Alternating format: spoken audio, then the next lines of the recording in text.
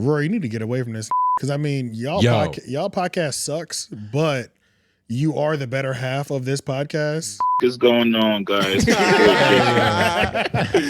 getting candid Chigs Smooth. Hey, nigga, y'all hear him. It's the him. one and only Chigs Smooth, nigga. Yeah. And this is breaking news for you guys. Oh, I'm actually going to announce this next week. How long have uttered the words it's over for? I was just about to say this nigga doesn't. We've said that for 30 years. China Mac is also actively out here pimping C-Mac out. Because to get bitches, he would just say that he was in the service. So we would put on the whole army fatigue. Oh, see, that's crazy. That's crazy. And it was one time. That's disrespectful. It was one time he had to drop him off at the airport on some like, I'm getting deported. Why are we talking about flagrant? Like, that's not his B podcast. Like, what about the Breen? No, it's his A podcast. Definitely his A podcast. This is A podcast now. It is It A used to now. be the B. It definitely used to be the But B, he does better on his B podcast than he does on his A podcast. Honestly, in my opinion, I prefer Breen Idiot's version. Because Hashtag office hours. Tone, you really missing out on an asthma bag. Hey. A nigga. Well, I said that weird. Yo, He just tried to get me to be his bottom. I was about to say. That's never gonna happen. I pit myself. We don't go episode without objectifying at least one. I know they're gonna kill us one day for this. Nah, they know we're grooming them for it. Like, it might not just be Schulz. They're all in delusion with each other. Yes, people. Bum beat 'em. Welcome back to another installment of the Homeroom University podcast. The podcast where we talk about people more successful than us and what we do Sometimes. occasionally. I'm your classmate, Tone Groove. J Nobles. AJ the Menace. White man behind the boards. Yes, we're back with another week of astute observations on your favorite things. Yeah, man. yes, man. sir. That's all we do here. Your favorite podcast. Your favorite podcast about your favorite podcast. That's what a lot of people have been saying. We've been becoming their favorites. We've been slipping into a few rotations. They've been letting us know to come. Yeah. We appreciate the love and the support. Yeah, yo. And make sure y'all, if y'all want the episode, you know we come out every Sunday.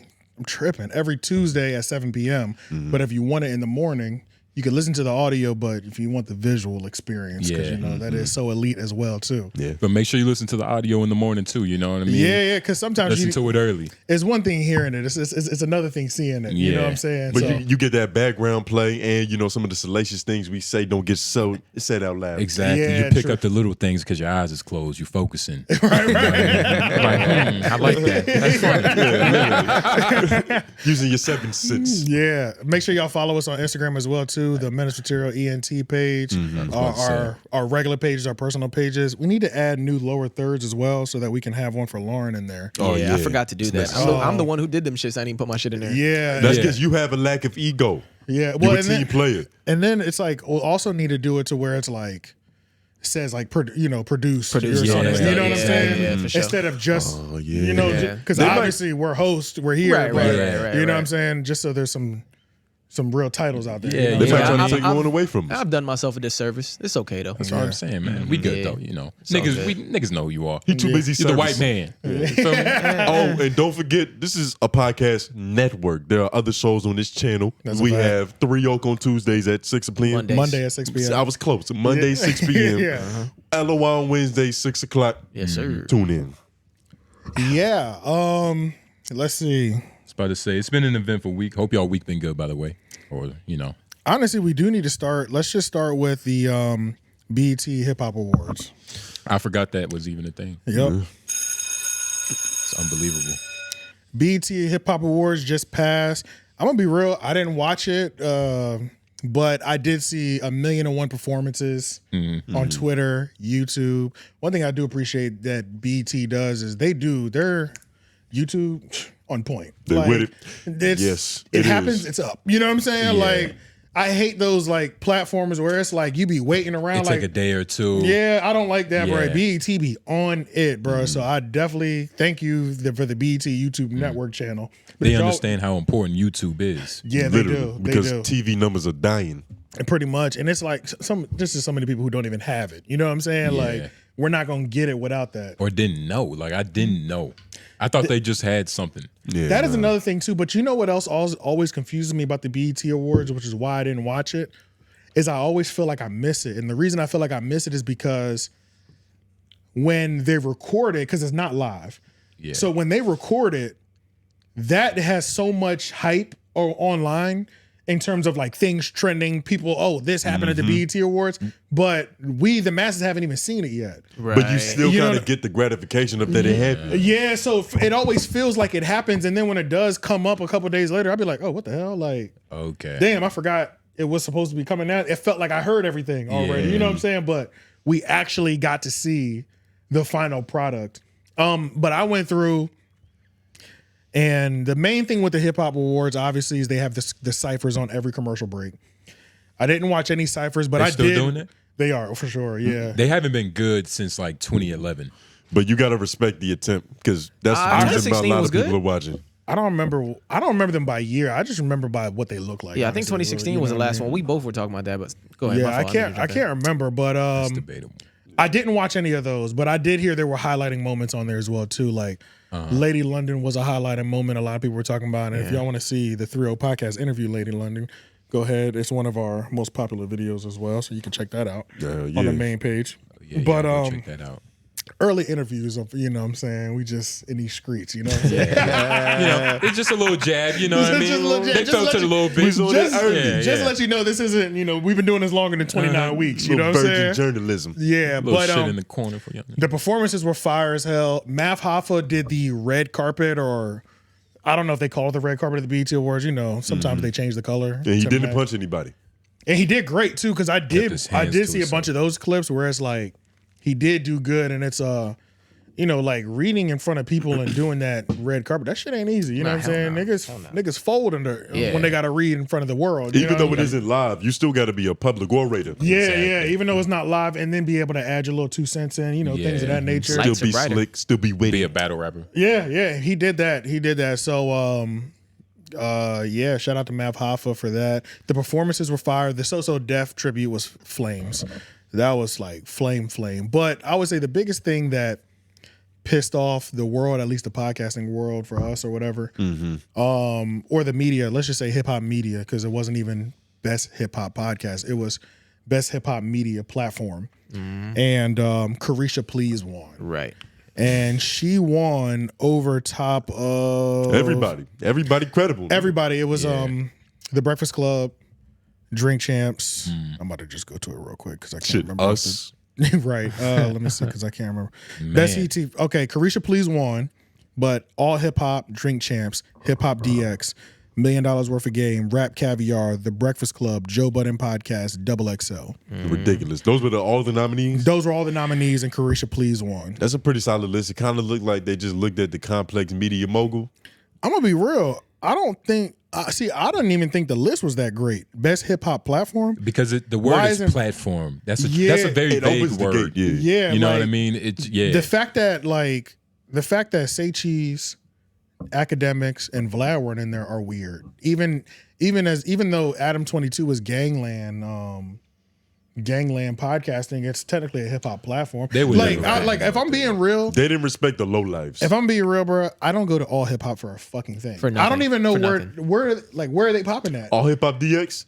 No. All hip hop and Hip Hop DX are two separate things. Now Hip Hop DX I do subscribe to. I was about to say I see the acclaim for them. Yeah, I do watch that. I don't even know what all hip hop is, bro. And it's kind of crazy. Like I don't know. See if you can look up their YouTube maybe, because it's like I can. I don't know if they're dominant on the blog side. If I've seen the logo before. I know their YouTube is not. It can't be dominant. Oh, I've never seen this before. Actually, no, I've never seen this. That's what the logo don't even look familiar to me. This looks like a startup. It does. How many subscribers? 102,000. Oh, this can't be them, right? No, it has. No, that's them. That's the logo. I'm looking at it. All Hip Hop TV. Go to the videos. So drop in the comments if y'all like. If this is a channel you're subscribed to, whoa. Oh hell no! These niggas got 92 views in 3 days. Jesus Christ! Hey, let's not judge them. I'm not gonna judge them because we were there for fucking 5 years. You know what I'm saying? We're nearly at the same level, and they're getting BET hip hop nominees. No, Facts. We qualify for it. We don't even know if this man. Can we make sure this man is the right nigga before we shit on this thing? And before I put it on the screen, because I ain't put it on the screen. I'm about to say, because I have some feelings about his beard as well. Yeah. Well, I don't. I doubt it's just him. Stupid. I feel like it might be a blog thing. He looks like a leprechaun. I feel like they might be popping on their blog. If we being honest, website. I think their blog might be more popping because it's platform. It's not just. It's platform. It's not just YouTube. It's your It's like what you're standing on, nigga. Your base, your structure. Yeah. Your soapbox. And Caresha, she got a strong structure. No, she's got a strong tie She got to a the. strong. She got a strong tie to a powerful nigga named Diddy. His structure's strong, and Structure's strong. that's whose structure she's standing on. Yeah. So, There's a but foundation there. maybe it's their blog site. Well, check their Instagram real quick, actually. But it What makes it it makes sense though. It just makes sense. In what way? Did she won? BET Awards, best platform, hip hop platform. Caresha, please. Caresha, please. It just ring. Caresha. Yeah, and you like, also, Caresha, but you also please. gotta think about 270,000. How did these niggas make it in here? No, this is crazy. Shout out Futures. His thumbnails look a lot better. 24 likes. Jesus Christ. And you know, numbers ain't everything, but they do tell a lot. Right. You know, They don't tell the full story, but they damn near tell you to stop. God Okay, damn it. because we can't see the numbers reflected on the YouTube and their Instagram so far, I'm gonna assume they get 1 million website views a day, something like that. You know? Yeah. Yeah, they have. This has to be the loss leader. Yeah.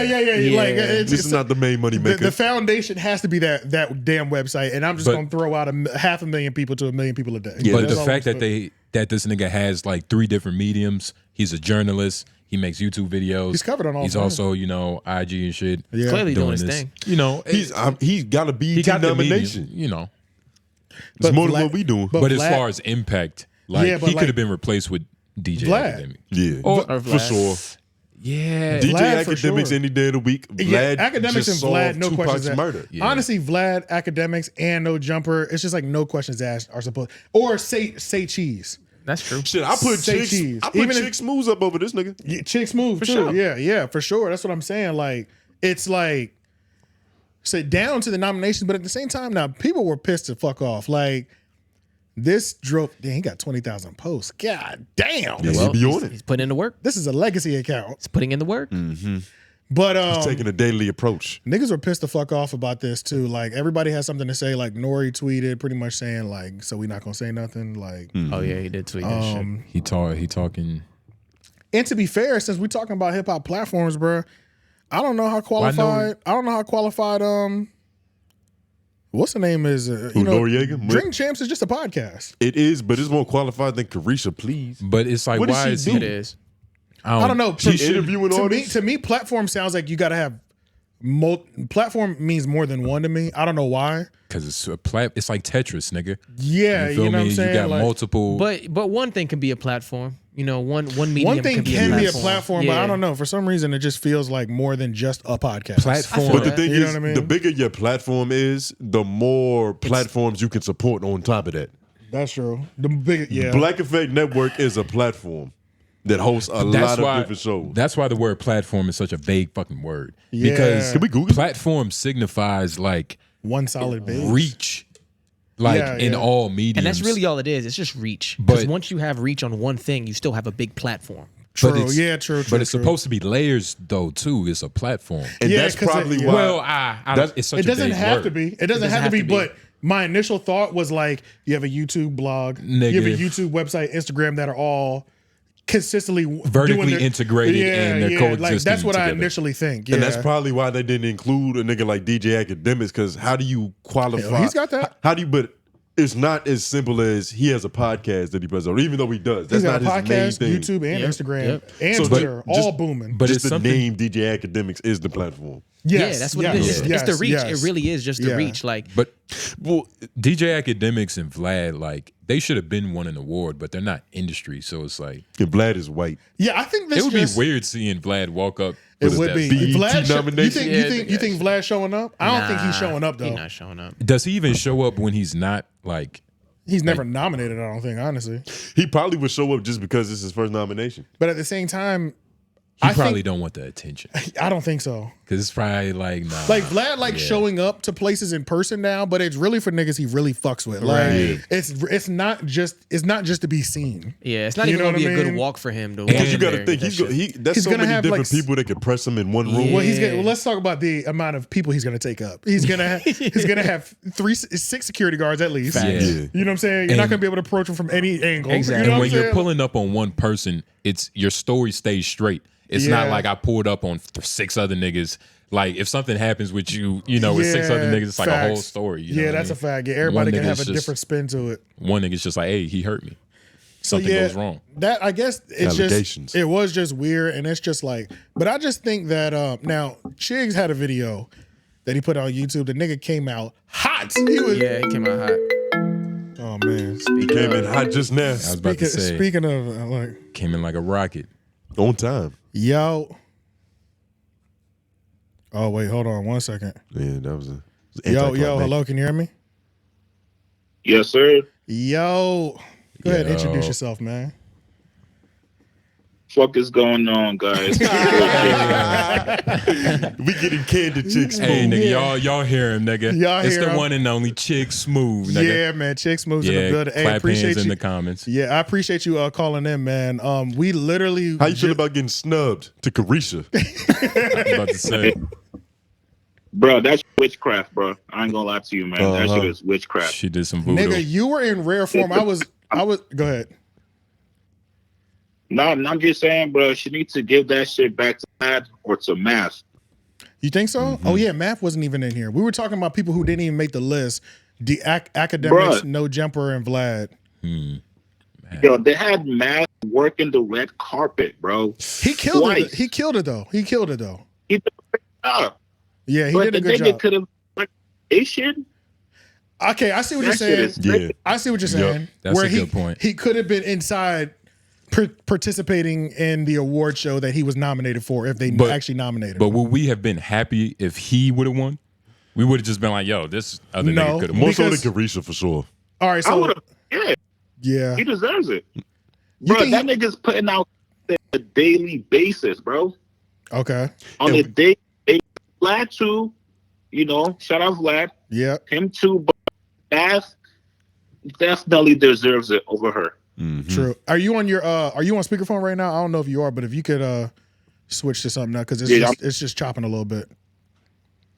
Give me 1 second. All right, appreciate it. But yeah, so while you're fixing that too, who do you think should have been in there? Who do you think the contenders should have been? And then who do you think would have won out of the people that you think should have been in there? Contenders, I think definitely he got to be in there. Respectable. Wack 100? Wack, nah, because that's a platform, right? Yeah. Wack doesn't really have a platform that he actually runs. Oh, you said Clubhouse. I know. Yeah. I thought you said Wack, but you said Akademiks. No. Gotcha. Akademiks, Vlad, Say Cheese.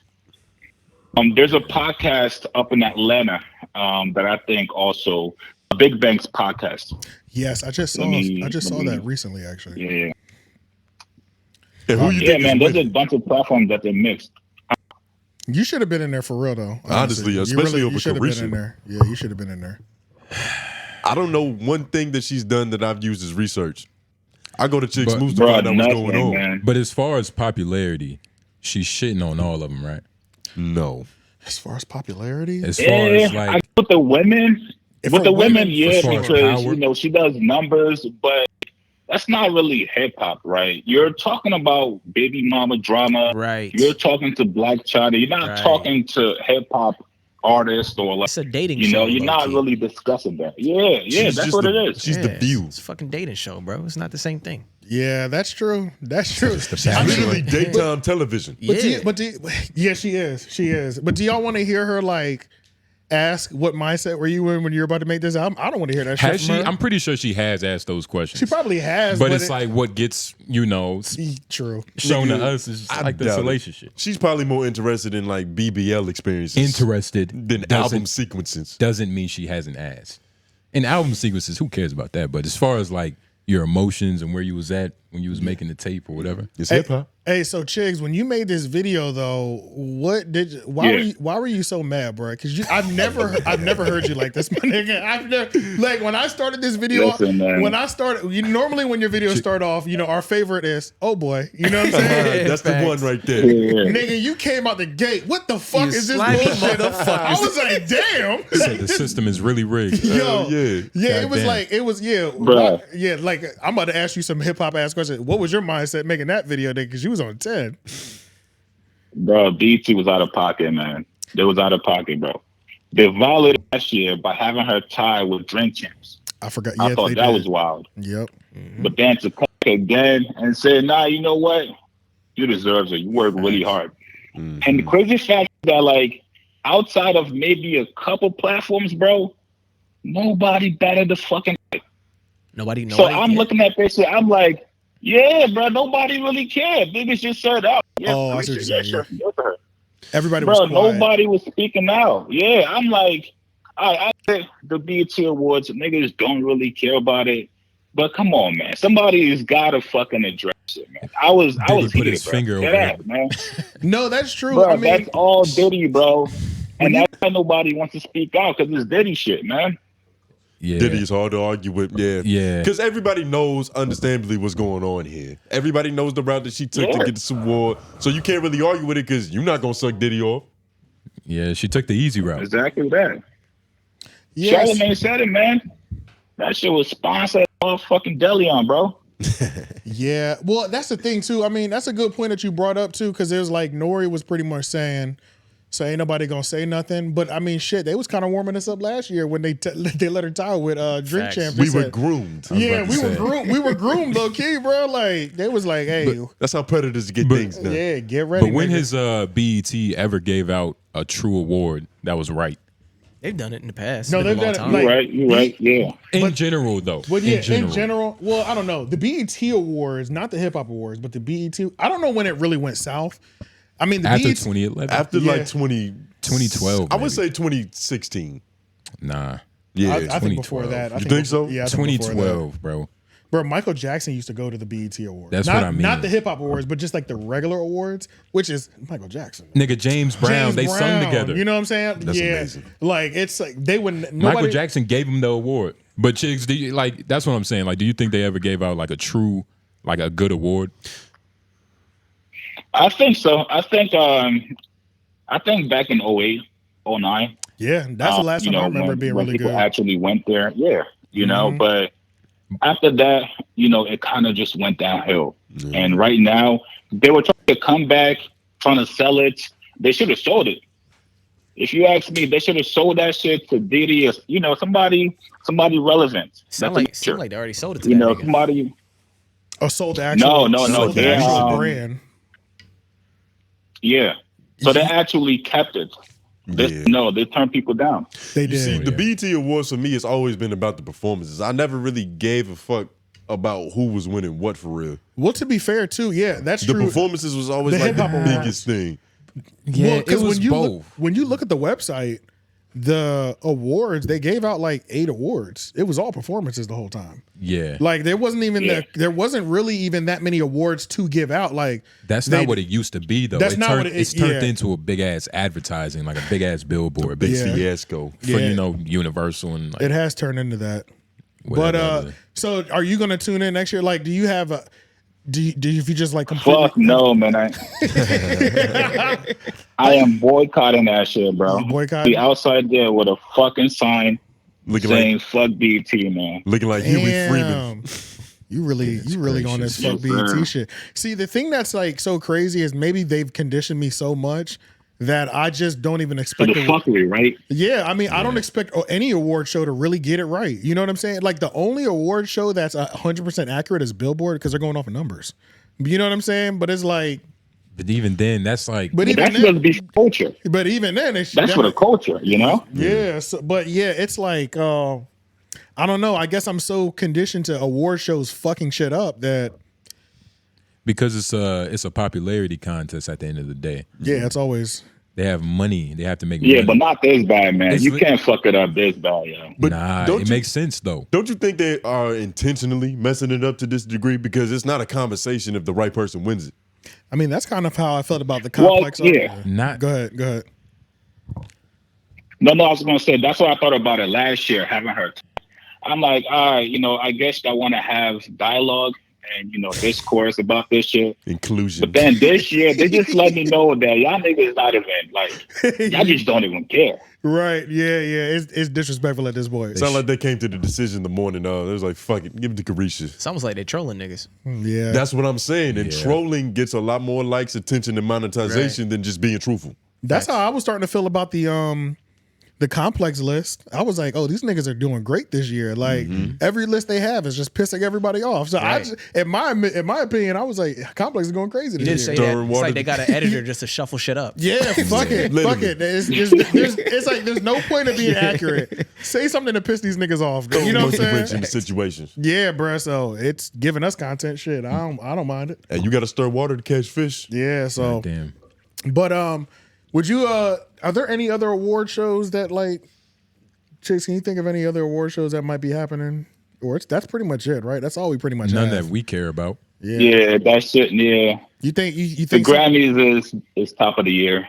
True. Oh, Akademiks is talking about I think him and Adam 22. I hope it wasn't Adam 22. Him. He said him, Vlad, Say Cheese, and also Adam.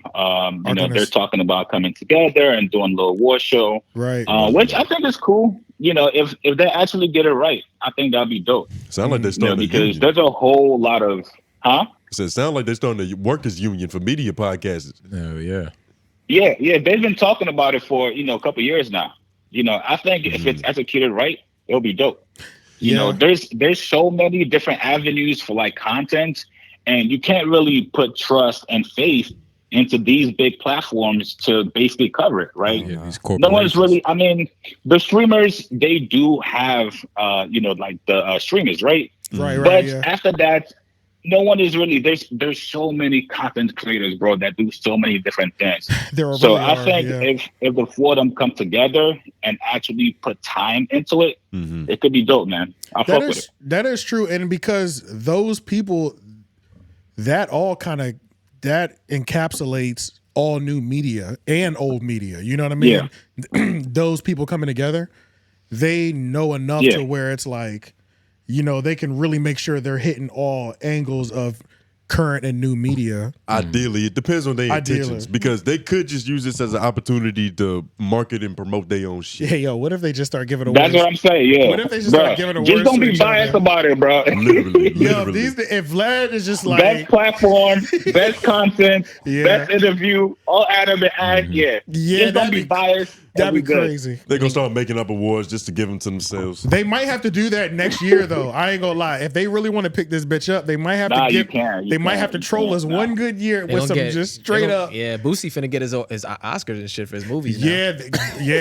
Best. Yeah, literally. They gonna get Boosie. Did y'all watch that Stone shit, of Hollywood of Fame. His movie. The what? His movie? I ain't watch it. No.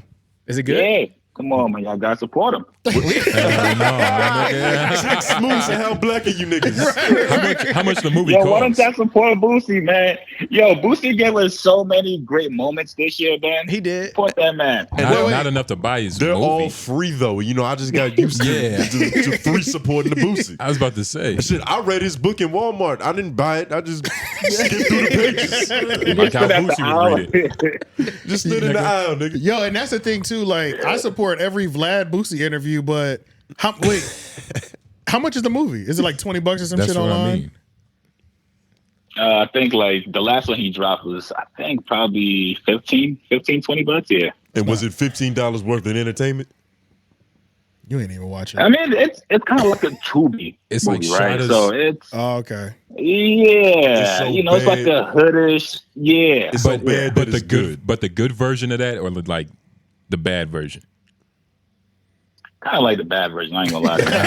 But it's Boosie, man. It's Boosie. Listen, bro. We fuck with Boosie, man. That's true. That's true. We fuck with Boosie, bro. I respect his integrity. He can do no wrong, man. He can do no wrong in my eyes, bro. Nah, you right about that. Nah, I ain't mad at that. He a solid dude, man. That's a whole nother conversation. Literally. Yeah. But hold on. We're gonna hit this bell. I'm gonna hit this bell. I don't know if you'll be able to hear it, Chigs, but give me a second. We're gonna move into another section. Hold on.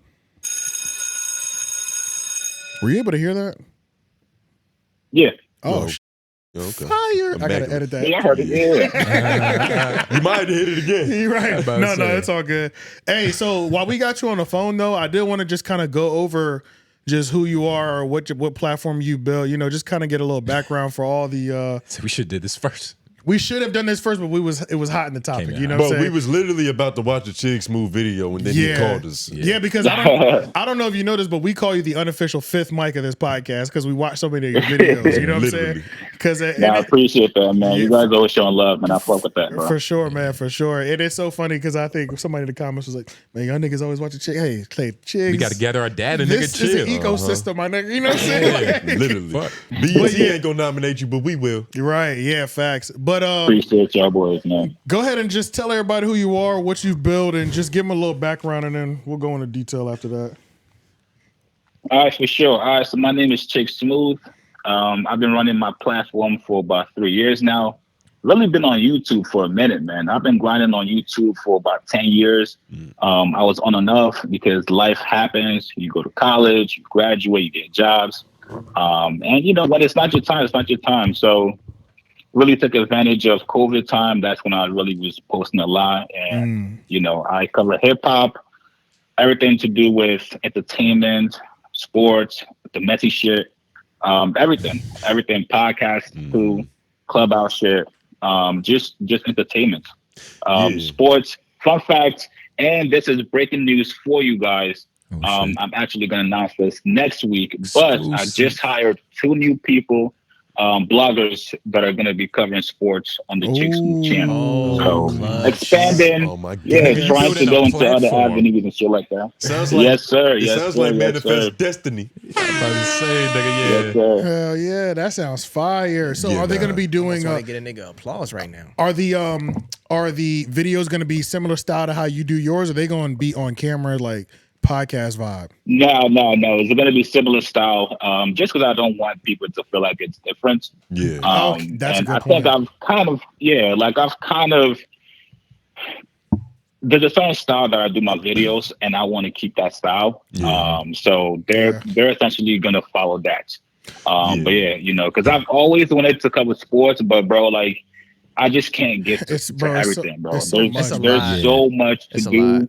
There's mad breaking news every second. Literally. So I just said, you know what? It's time for me to, finally expand. Go get some soldiers. Let me actually, get people that actually enjoy it, people that want to help me grow. And man, so they'll be coming on board next week. Are you gonna chime in though on the topics? Because Are they African American? Of course, come on, man. Okay. I don't know why I got so quiet. But which comes first, African or American? Are they immigrants? Yeah. No. They're The FBA. well, actually, I think one is Caribbean and one is like American. Nigga, you outsource. Yeah, he outsourced. That's okay, though. That's okay. shout out to the Caribbean. It is a beautiful Hey, evolution. y'all are though. wild, man. It's a beautiful evolution because you just broadening the scope of what you're covering. Like I remember you were one of the YouTube channels to where it's like it kept popping up on my algorithm and it kept being valuable. Yeah. So I was like, fuck it, I gotta submit and subscribe to the nigga. Yeah. Right. Yeah, I think I found you. appreciate it, man. I think I found you this year, honestly, at the top of this year. But I guess I was so just watching academic shit. But then once I started getting into it more, I started dipping into like Say Cheese and then yours. So now 3 years ago, you said you really doubled down in 2020 during COVID. Were you were you dropping video? Were you dropping videos prior to COVID, and were they the same style? Yeah, what were you covering? No, so before COVID, I mean, I was still dropping videos, but like it was like every week, So like I, once a week type shit. Yeah, because I had a job, I had a full-time job. So like I really wasn't on YouTube like that. But you're doing YouTube full time now. Yes, yeah. For the last 2.5 years. He just told you he's hiring 2 Africans. That's crazy. African Americans, bro. This nigga has That's slave crazy. labor. That's what I mean. Cheap. But and hungry for it. okay. So you were only doing it like once a week, yeah. And then was there a specific video that like that's the one that like really put the channel on an upward, like a up and up, or would you say it was a slow build throughout that whole entire time? I said probably slow build. Yeah, just by constantly posting about like any topics that would happen, people would search it, and then it'll be my channel pops up. Oh shit, Chigs got this. Oh shit, he just covered this. So just by dropping every day, slowly, people started fucking with it. Yo, when Joe Budden dropped your name, did that like turn anything up? When he was like, Chigs gonna be recording. You this? have a producer tag, nigga. Yeah, facts. No, shout out Joe. That definitely helped. It definitely made people search me and be like, "Yo, who's Chigs?" Because it, it gave me the solidification when I first watched his proof. When I first watched his first video, I heard Joe and I was like, I was already listening to Joe Budden podcast, and I was like, Joe stamped this nigga. Now let me listen to this shit. You know what I'm saying? Yeah, like what was that first video that you posted that was a glimpse of what was possible? The first video, probably one of the Clubhouse ones. Okay. There was one specifically. There was one of Wack when he was going at Jim Jones. Oh yeah, I think I watched that one. Okay. Yeah. You know what? I might have been watching you because you know what? I might have been watching you because I was watching Wack. I was listening to Wack on YouTube, so I probably was on your page. I just didn't even realize it was your page. For sure, it was before you committed to like, all right, this nigga is somebody to subscribe to. Right? Yeah. It was just I'm looking up Wack on Clubhouse. Yeah, and like I shit on Clubhouse pretty consistently because I just didn't think anything good came from Clubhouse. You don't fuck with it? Fuck no, I hate it. I don't like it at all, bro. So like, I don't think anything positive comes from it. And then when like one of the people in the comments was like, "Yo, Chigs popped off because of Clubhouse," I was like, "Oh shit, Clubhouse did do something good." You know what I'm saying? Like, just spawned a whole career. Yeah, because I don't know, bro. It's just too much nigga shit for me. I can't fuck with it. And to clarify, he didn't pop on that platform. He popped talking about it, right? Just reacted to talking about it, covering it, Wack, all that. But there's definitely two sides to it. Okay. There's obviously the side that I cover, which is people just arguing back and forth or whatever. But there's actually like the business side, like niggas really get on there and make connections and actually get stuff done off it.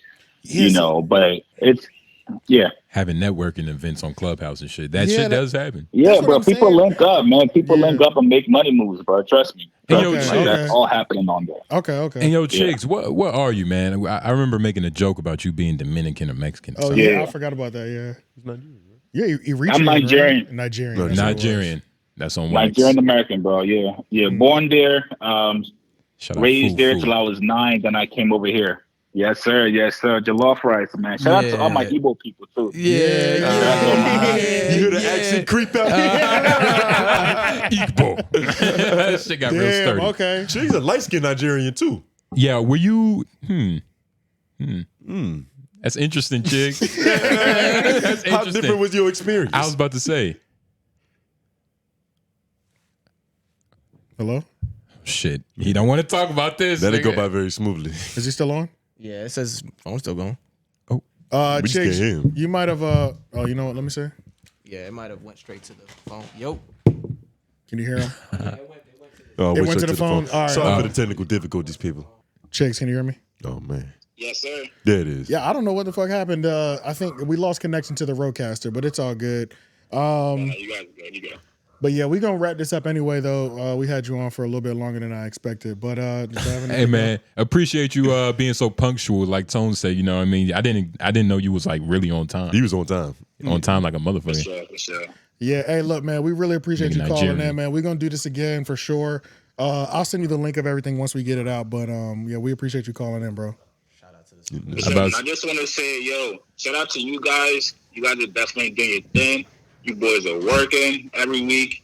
And I don't believe what Charlamagne said about you guys. You guys definitely are doing your thing, man. So I just want to say congrats, man. Keep on working, man. Hey, man. We appreciate you, much man. love, We appreciate you so much, bro. Get some sleep. Stay hydrated, nigga. All right, bro. I'm holla at you. For sure. Be safe, guys. Yes. All right, nigga. Solid individual right there. Hey man, that's a real Nigerian man right there, man. Chigs move a real nigga. He a real nigga, man. Yeah. Shout out to the nigga Chigs, man. Shout out Chigs, man. But yeah, so the Rodecaster was trying to. It says it's still paired too. That's the crazy thing. I just connected it back, but I don't know. But like mid call, this shit just cut off. It just dropped. It was. Yeah. I mean, it was working for so long that it's like, hey, you can't even hate on that. It's shit. whatever. You know what I'm saying? Shit was going so smooth. Yeah, shit was going so smooth. But once again, yo, appreciate Chigs calling in. Shout out to Chigs, man. Make sure y'all like that video for Chigs. And subscribe to his channel. Subscribe to his channel. It's obviously going to be in the link in this video or this segment because there's a Chigs link in every video, pretty much. So, and even if you don't subscribe, you still gonna watch him if you watching us, nigga. Yeah, facts. That's a whole fact. Yeah, that's a whole fact. You can't avoid him. It's inevitable. Right. Residual effect. But all right, let's jump into let's start with No Jumper. So let's do an update on No Jumper since we were just talking to Chigs, Wack 100. So I didn't realize this, but the Adam and Wack show hasn't even dropped. I think this is week 4 at this point. A month? Yeah, it's been a month since they even dropped. That is to be expected with Wack. Yeah, and it was doing so well, and it was like Point and Shoot, of course, did a beautiful hit piece, as he normally does. You know what I'm saying? On target as well. On target. Straight assassin, headshots only. You know what I'm saying? But he broke it down because, I mean, that was one of the main shows. I thought that was, for me, I thought that was the only quality show over there. Yeah, like it was going to be the saving grace from all the bullshit and fuckery. No questions asked, because it was just, because everything else was just, I understood he was rebuilding the No Jumper show, so I know that was going to take time, but this was actually a solid show that like came out of that you actually quickly. like. That people could actually watch. That you could put people onto this, but it slowly just started falling apart. You know what happened? Did it get too redundant? Not really. I think it was a combination of a couple things. So Point and Shoot points out all the areas where he thinks Adam was getting frustrated with Wack.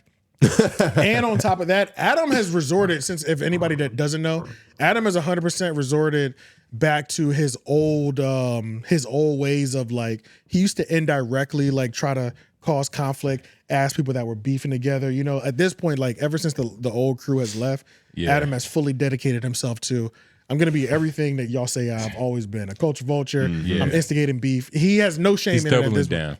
And which he's resorting to his muscle memory. Yeah, which I actually don't mind that part of his whole rebranding right now, because before it was always, it was always, I'm not trying to do that. I'd rather him. It's blatant. It's like trying to play the angel. It's like blatant racism now. Like I'd rather have open racism than covert racism. He was fake morally virtuous. Now he's like, nigga, I'm on my Maury shit. Like we all know what you here for, to see the nigga do the backflip after he's not the daddy. Ask about somebody's really Steve Wilkos. Yeah, so that's pretty much what he's doing.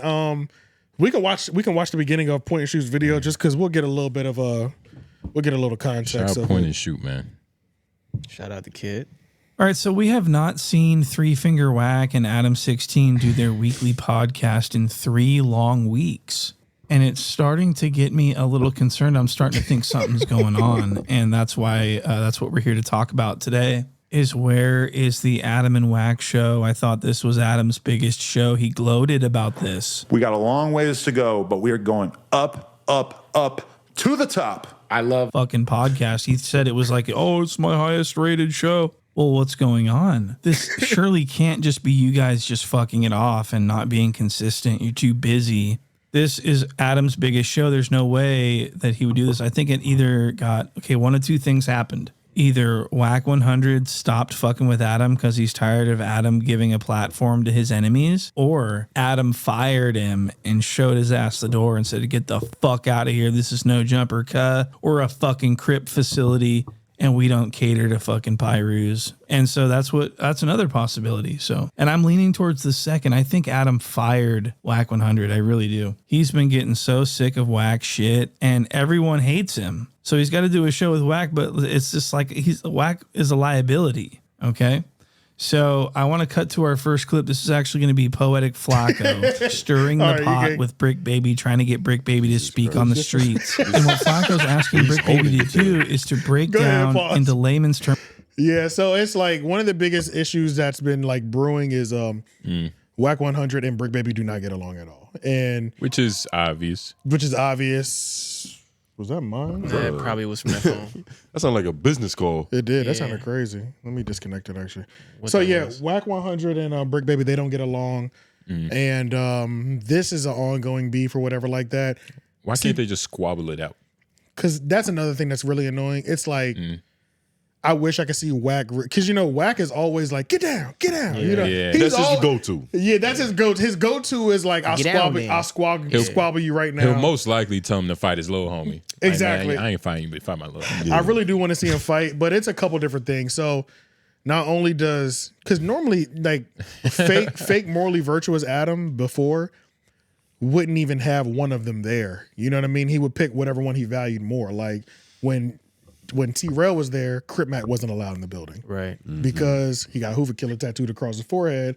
One of his most popular and main hosts is a Hoover. Can't have y'all in the building. So one person was banned, but in this raw and authentic real himself, he's like, I don't give a fuck if y'all niggas work in the same building. Like nigga, it's a free for all. It's a free for all in here. You know what I'm saying? So it's kind of crazy that there was a point in time where it was a white man's job to navigate these politics. Yeah, now he just stopped giving a fuck. It got too stressful, man. It did.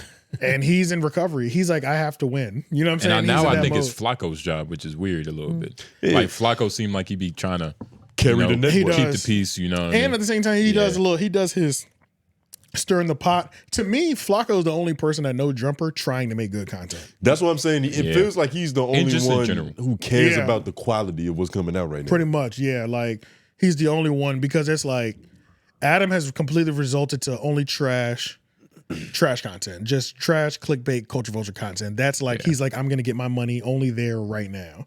But at least Flacco is, it's all fast money, and at least Flacco is like trying to make something, have interesting conversations. But he's the only one to me that seems to be trying. Sharp, Brick Baby. I don't know anybody else outside of that. They're just there collecting checks. You know what I'm saying? Yeah. Like Sharp not trying.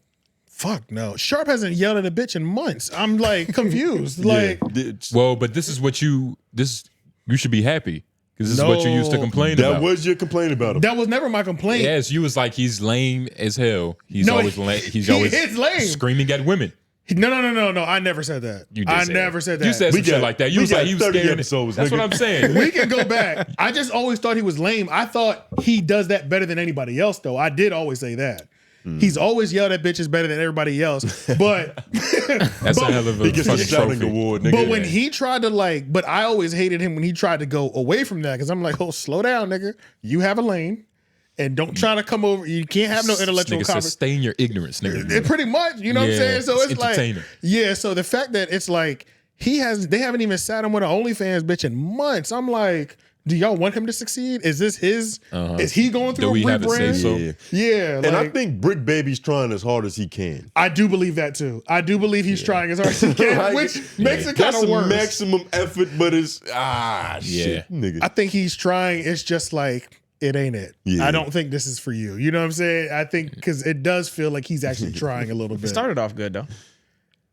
I used to enjoy Brick Baby, bro. Brick Baby's unorthodox. Brick Baby's first interview with Adam, phenomenal. One of the classic interview. Like that was when we're hearing about C-Mac stories because they were in jail together, and it's like. But it's different when you got a professional that's bringing that out of you. That is true. Actively asking you questions. He's the interviewee. It's different when you're trying to summon that from yourself, nigga. That takes real skill. And when you get a new job, that first check is always going to feel good. That second check is always going to feel good. But eventually it gets normal. And it's like, after your grace period. What the fuck? Yeah. When you first get the job, you feel me? You get that new job motivation. Like, I'm actually trying. You know what I mean? But that dopamine wear off. It's the 90 days. It's like the probationary period. Them first 90 days. Because Brick Baby is like, that's the thing. We can mark this podcast beginning when No Jumpers collapse of the last regime pretty much happened. Yep. All of us are at the same period. We're all at the same time zone because we started this podcast a week or two post them all leaving. You know what I'm saying? We played the same amount of games this season. Yeah, we essentially, and they might even have one or two games on us. You know what I mean? One, But so it's like. Yeah, we're all 6 months in. Brick, he ain't got it. Even though I like him, it's like it's trash. Hey, you know what I'm saying? I'm not gonna say he don't got it, but maybe this ain't the environment for him. Maybe he's just on a cold streak. Or like niggas be on cold streaks. Well, I don't think you can be on a cold streak in podcasting. I think it's not the right dynamic for you. You know what I'm saying? I gotta try you in 3-4 different positions, or you need to be tried in maybe 3 to 4 different positions before you figure it out. But if I put you in 4 or 5 different different spots and none of them work, it's you at that point. Yeah, you're not. Like, I was Common denominator. watching Hell's Kitchen. It was like you got to be able to do the garnish section, the meat section, the pastry section. Yeah. You can't run through them all. You can't be Chef Gordon Ramsay's prodigy. Yeah, you can have one specialty, but we got to be able to find it. And it's like we've seen him match with a lot of people. The best I've seen him on camera wise was him and C-Mac. But at the same time, it was just prison stories and prison jails and that's shit like easy. that. They both like the same color. That's really easy. Yeah. And how much time did they serve? They served a couple months together. A couple months, but it's like Wallow has 20 years of prison stories. But I don't even know how sustainable that is. Like That's what I'm prison saying. stories are good, but you also need to be good at speaking. You know what I'm saying? Like they're speaking in so LA that if you're not from that world, you don't even understand half the shit they're saying, bro. Like it's very coded. Like it's so coded, and it's like they can't even Crit Mac. Let's not even ask him to break the character. But like neither of them. You know what I'm saying? It's like it's so coded, and even when they're talking, it's like.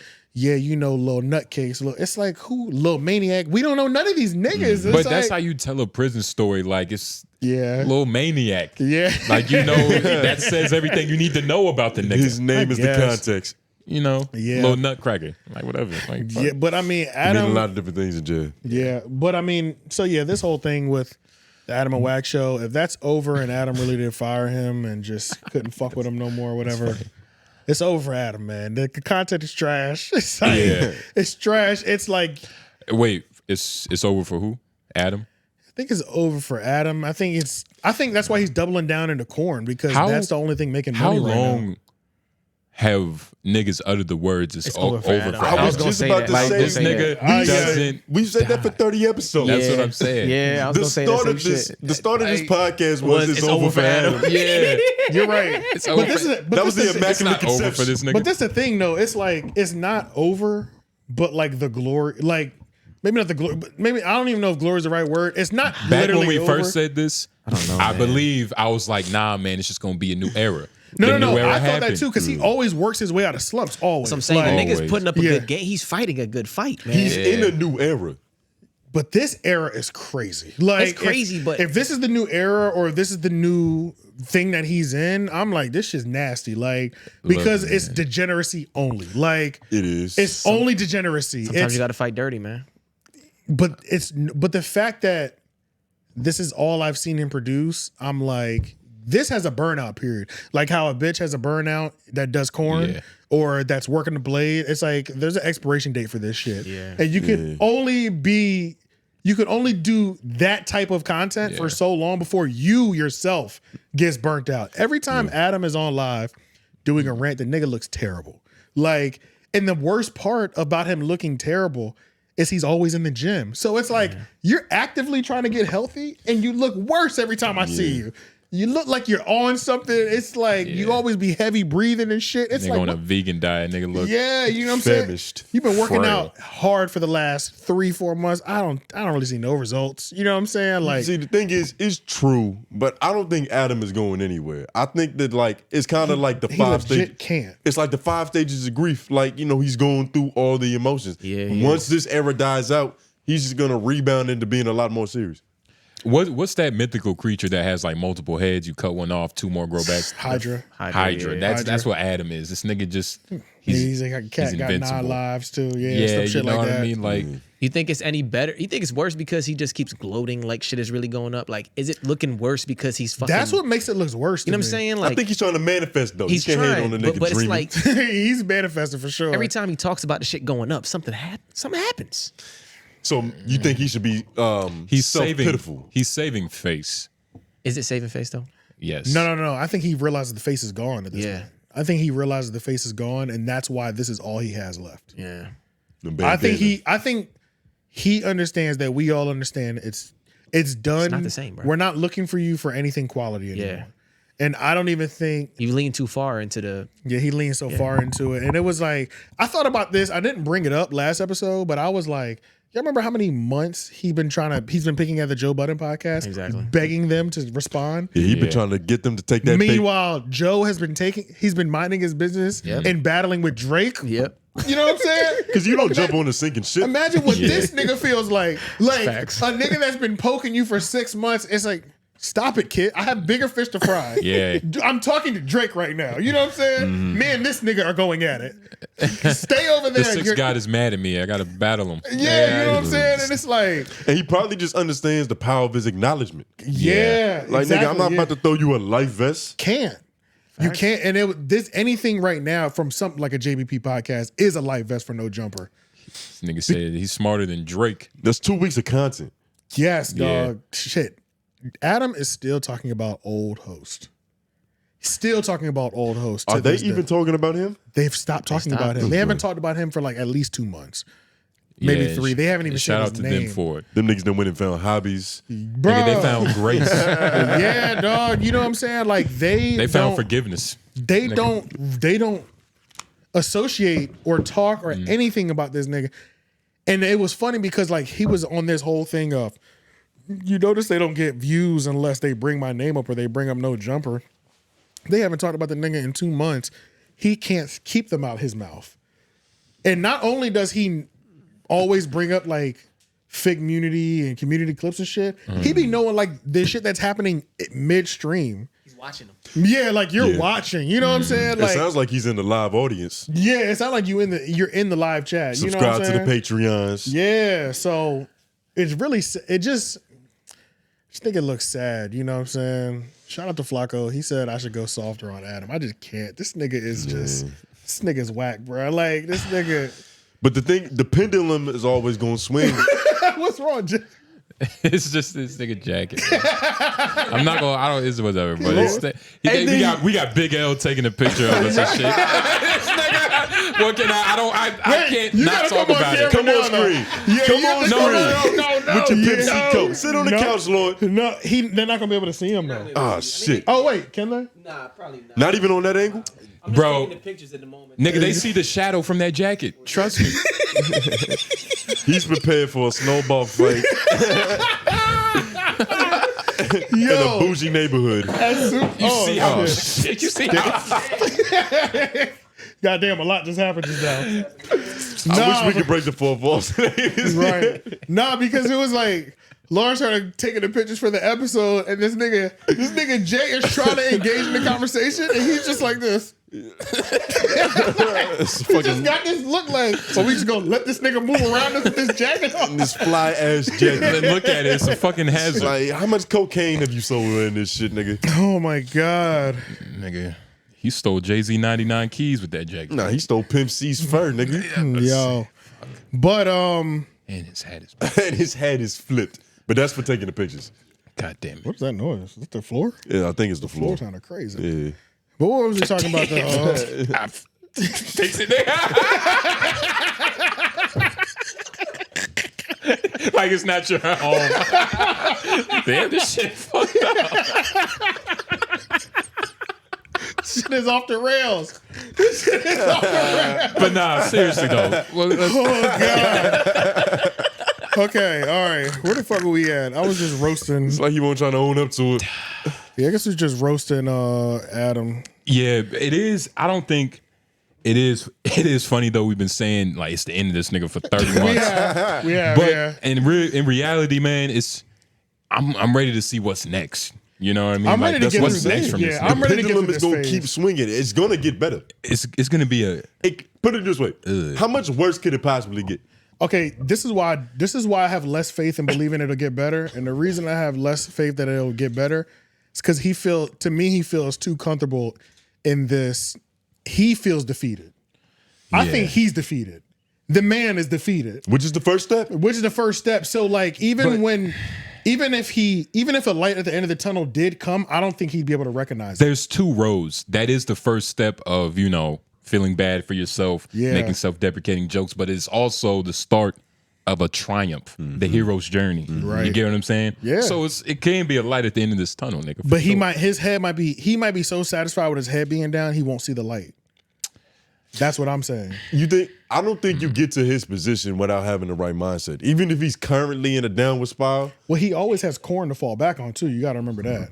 Yeah, but how big of a safety net is that Like he's gonna age out of that shit eventually. He's right? really living off his balls and his words. He literally, bro. Yeah, legit, bro. That's a real nigga. That's a real man. That's a real man. He's promoting. He got Selena Powell to do a scene, and bro, it was so like. You watched it? No. I don't think it's out yet. To I'm be about fair, to say, did it lack some luster? I wouldn't watch it. I've never seen a plug talk, so it's like I've never seen her. I don't want to see Adam hitting the push. Like, Yeah. I don't want to see this nigga fucking. That's weird. Like, Yeah. It is strange. yeah, that's your category though. What category? White men. White Spaniard men? Nah. German men? Nah. Yeah, it seemed like the ideal thing you'd have looked up, Tony. Miscellaneous. But no, he's not. Is Selena Hispanic? Selena Hispanic? I don't know what she is. I don't know She's what she racially is. ambiguous. Tony only like She Hispanic. might. Well, no, Selena Powell. I think that is a Hispanic name. Selena. But everything about her is fake, so who knows? Yeah, who knows? I genuinely don't know. And then she's done so much shit that you can't just tell by looking at her. But he has made that rhetoric though, like, man, I don't even need this. I could just, He has. I could drop this whole show. I have a clip in there where I don't even think Lena really want to fuck with this nigga so like that. You think of Will and Jada shit happen and then like it's like they not even in love no more. Absolutely. They're not even partners. They're not even together. Yeah. Yeah, Oh my low key, God. bro. Low key, bro. But just, think about it. just a few weeks ago, we were saying that it might have made him closer. I never said that.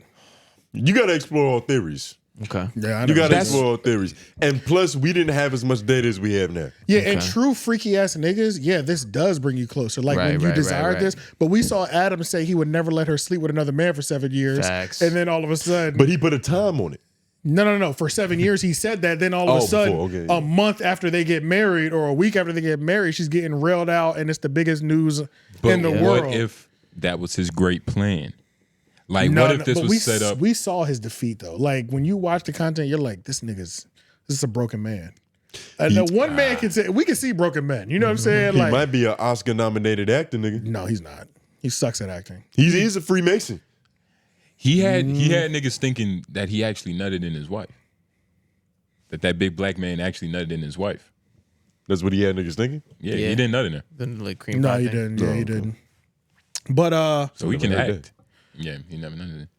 I don't think so. But that's just corn movie magic. yeah, but one of the funniest things, so I got this Selena Powell clip. Adam hit Selena Powell and Lena don't. Lena has consistently not fucked with Selena Powell and never wanted to have sex with her.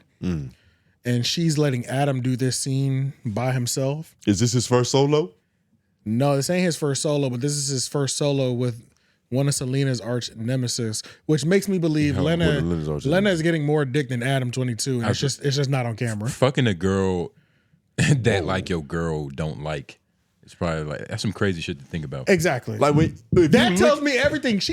Lena has never liked Selena Powell for real. Yeah. She doesn't mind using her because And if Lena don't like somebody, you probably Lena's OnlyFans pimp. You know what I'm saying? So, but she'll use her and put her on the show and get a couple million off of her, a couple 100,000. But she'll say, "I'm not eating that coochie. Are you crazy? She bitch can't touch me." You know what I'm saying? Like in a lot of ways, I feel like she's a little bit more cold and cunning than Adam actually is. absolutely, no questions asked. Yeah, She's more surgical with it.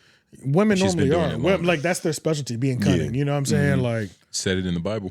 yeah. But the fact that she let him do this out of all them hundreds of girls they didn't fuck together, I said, "Oh, Lena's getting dick out off camera from other men. We just don't get to see it on She camera is no looking more." pretty. She looking nice. I was just about to say that. So she's definitely getting some outside happy. attention. She's looking real happy, right? Bitch is glowing. Yeah. She got an iOS update. This is when Jada, had all her control over Will. Like, this is when they feel the most powerful. When they're like, when they're draining your energy, they have to look. Yeah, you know what I'm saying. They're siphoning your aura, nigga. Yeah, pretty much. So She looks like she still tastes Jason Love.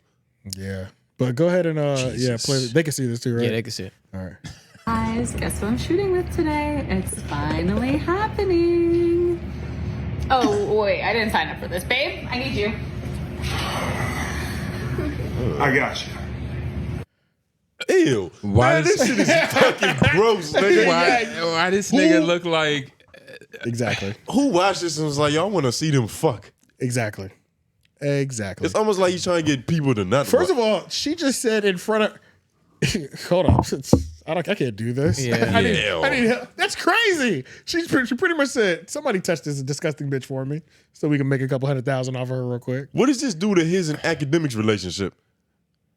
Oh, yeah, wow. I don't know. Because they're Eskimo brothers soon.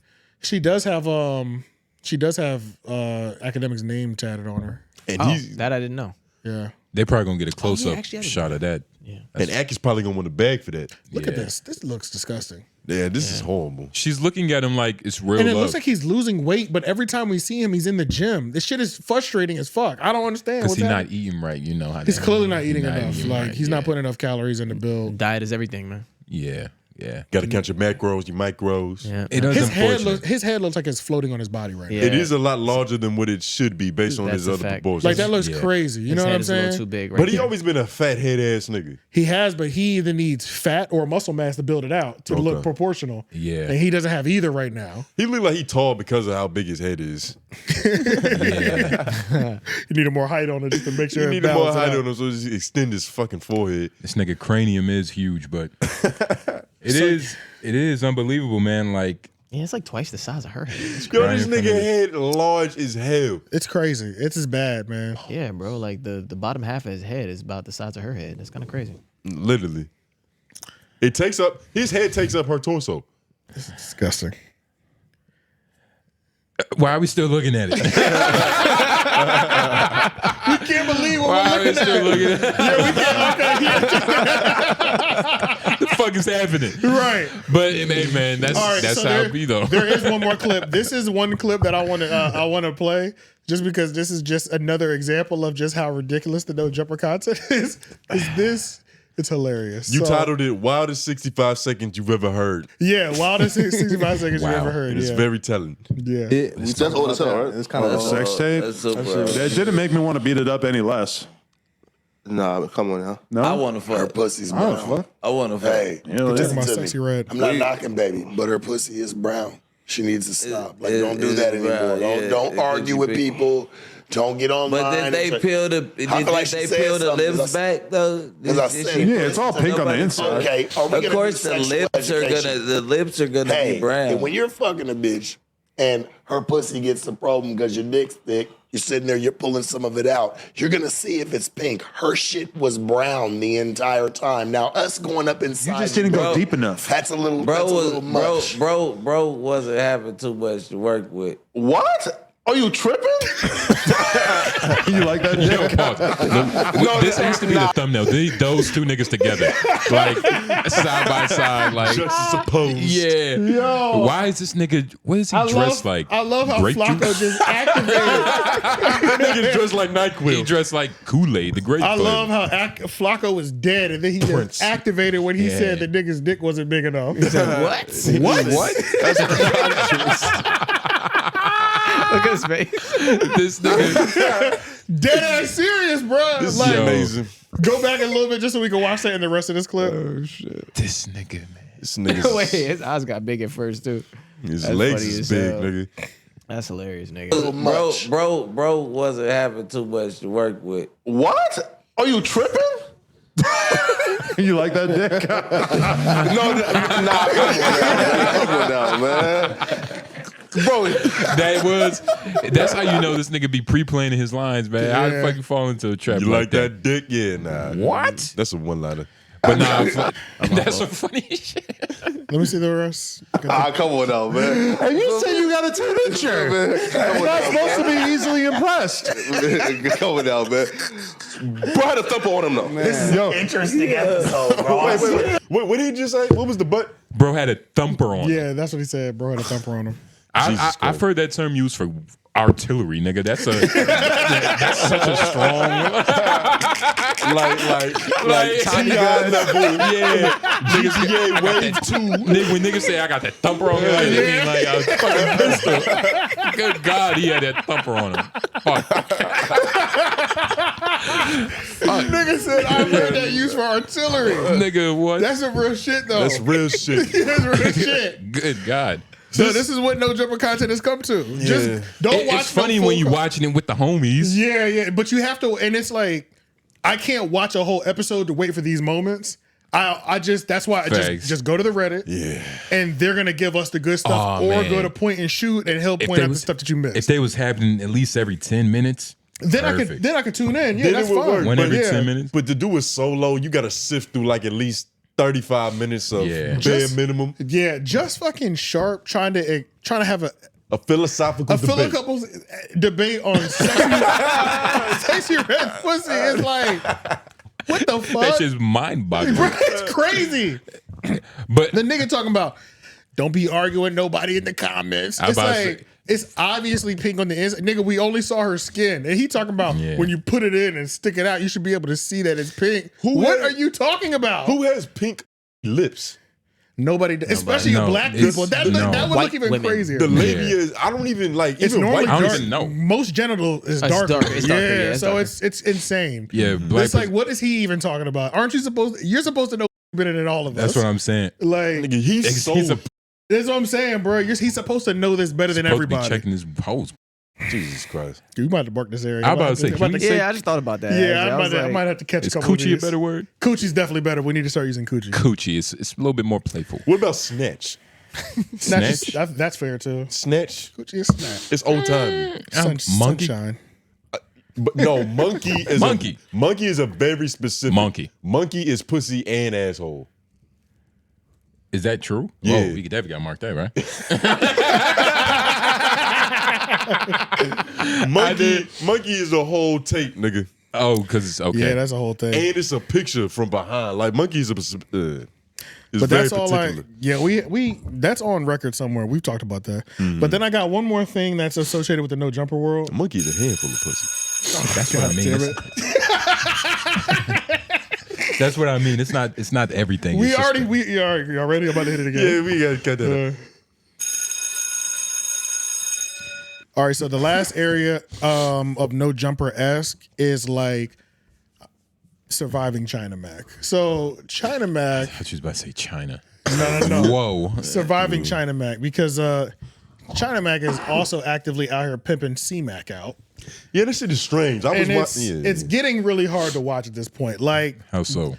Because there was an episode I remember. This is when I knew. Because remember, I was worried about this when C-Mac got out of jail. Yeah, you were. So when there was a point, maybe a couple weeks ago in the Reddit, and they had an episode when it was China Mac, C-Mac, Brick Baby, and Sharp, and C-Mac stood up to go get something from off camera, long story short. And here goes Sharp, says to China Mac, I'm really glad you're spending a lot of time with him. I said, oh, you talking to him like he's like this? You waited for him to leave like the nigga's really retarded. Like, this is crazy. So I'm like, you sound like a stepfather. Like, it's one thing to be doing. He's a caretaker. Yeah, on some caretaker shit. Like, I was like, this is crazy. Like, it's unbelievable. And C-Mac and in China Mac, it's so confusing because they're fucking names. But China Mac is, of course, always says that he's not using her for views. But why do we see the nigga took? We might have to try to find this clip, or I'll try to find it while we're watching one of these other clips. This nigga took China Mac to Point and Shoot has a great video. Point and Shoot has a great video, of course. But he took him to a fucking the baseball game. No, he took him horseback riding. The nigga Crip Mac is on top of the horse, looked like he's about to cry, bro. Like tripping the fuck out, bro. It's like hard to watch, bro. It's like when they give babies lemons to make videos about it. It was exactly like that. So it's But wait, so the nigga was. Don't worry about going to Point and Shoot now. Let's watch that video first, because I just want to set the precedent of where China Mac's mental is at right now. And honestly, I do feel like it's been getting worse. Like, I feel like he was able to control his spasms, and he got schizophrenia. But I feel that's diagnosed? Yeah, confirmed. Yeah, it's confirmed. I feel like it's just getting worse, and you can really see it in this video, on top of plenty of other videos. Okay, that changes everything then. It's always been like this. All right. Mental disability, you know that. I'm crip crazy, and I'm obsessed with women. Let's go. Ooh, fuck yeah. Oh, yeah.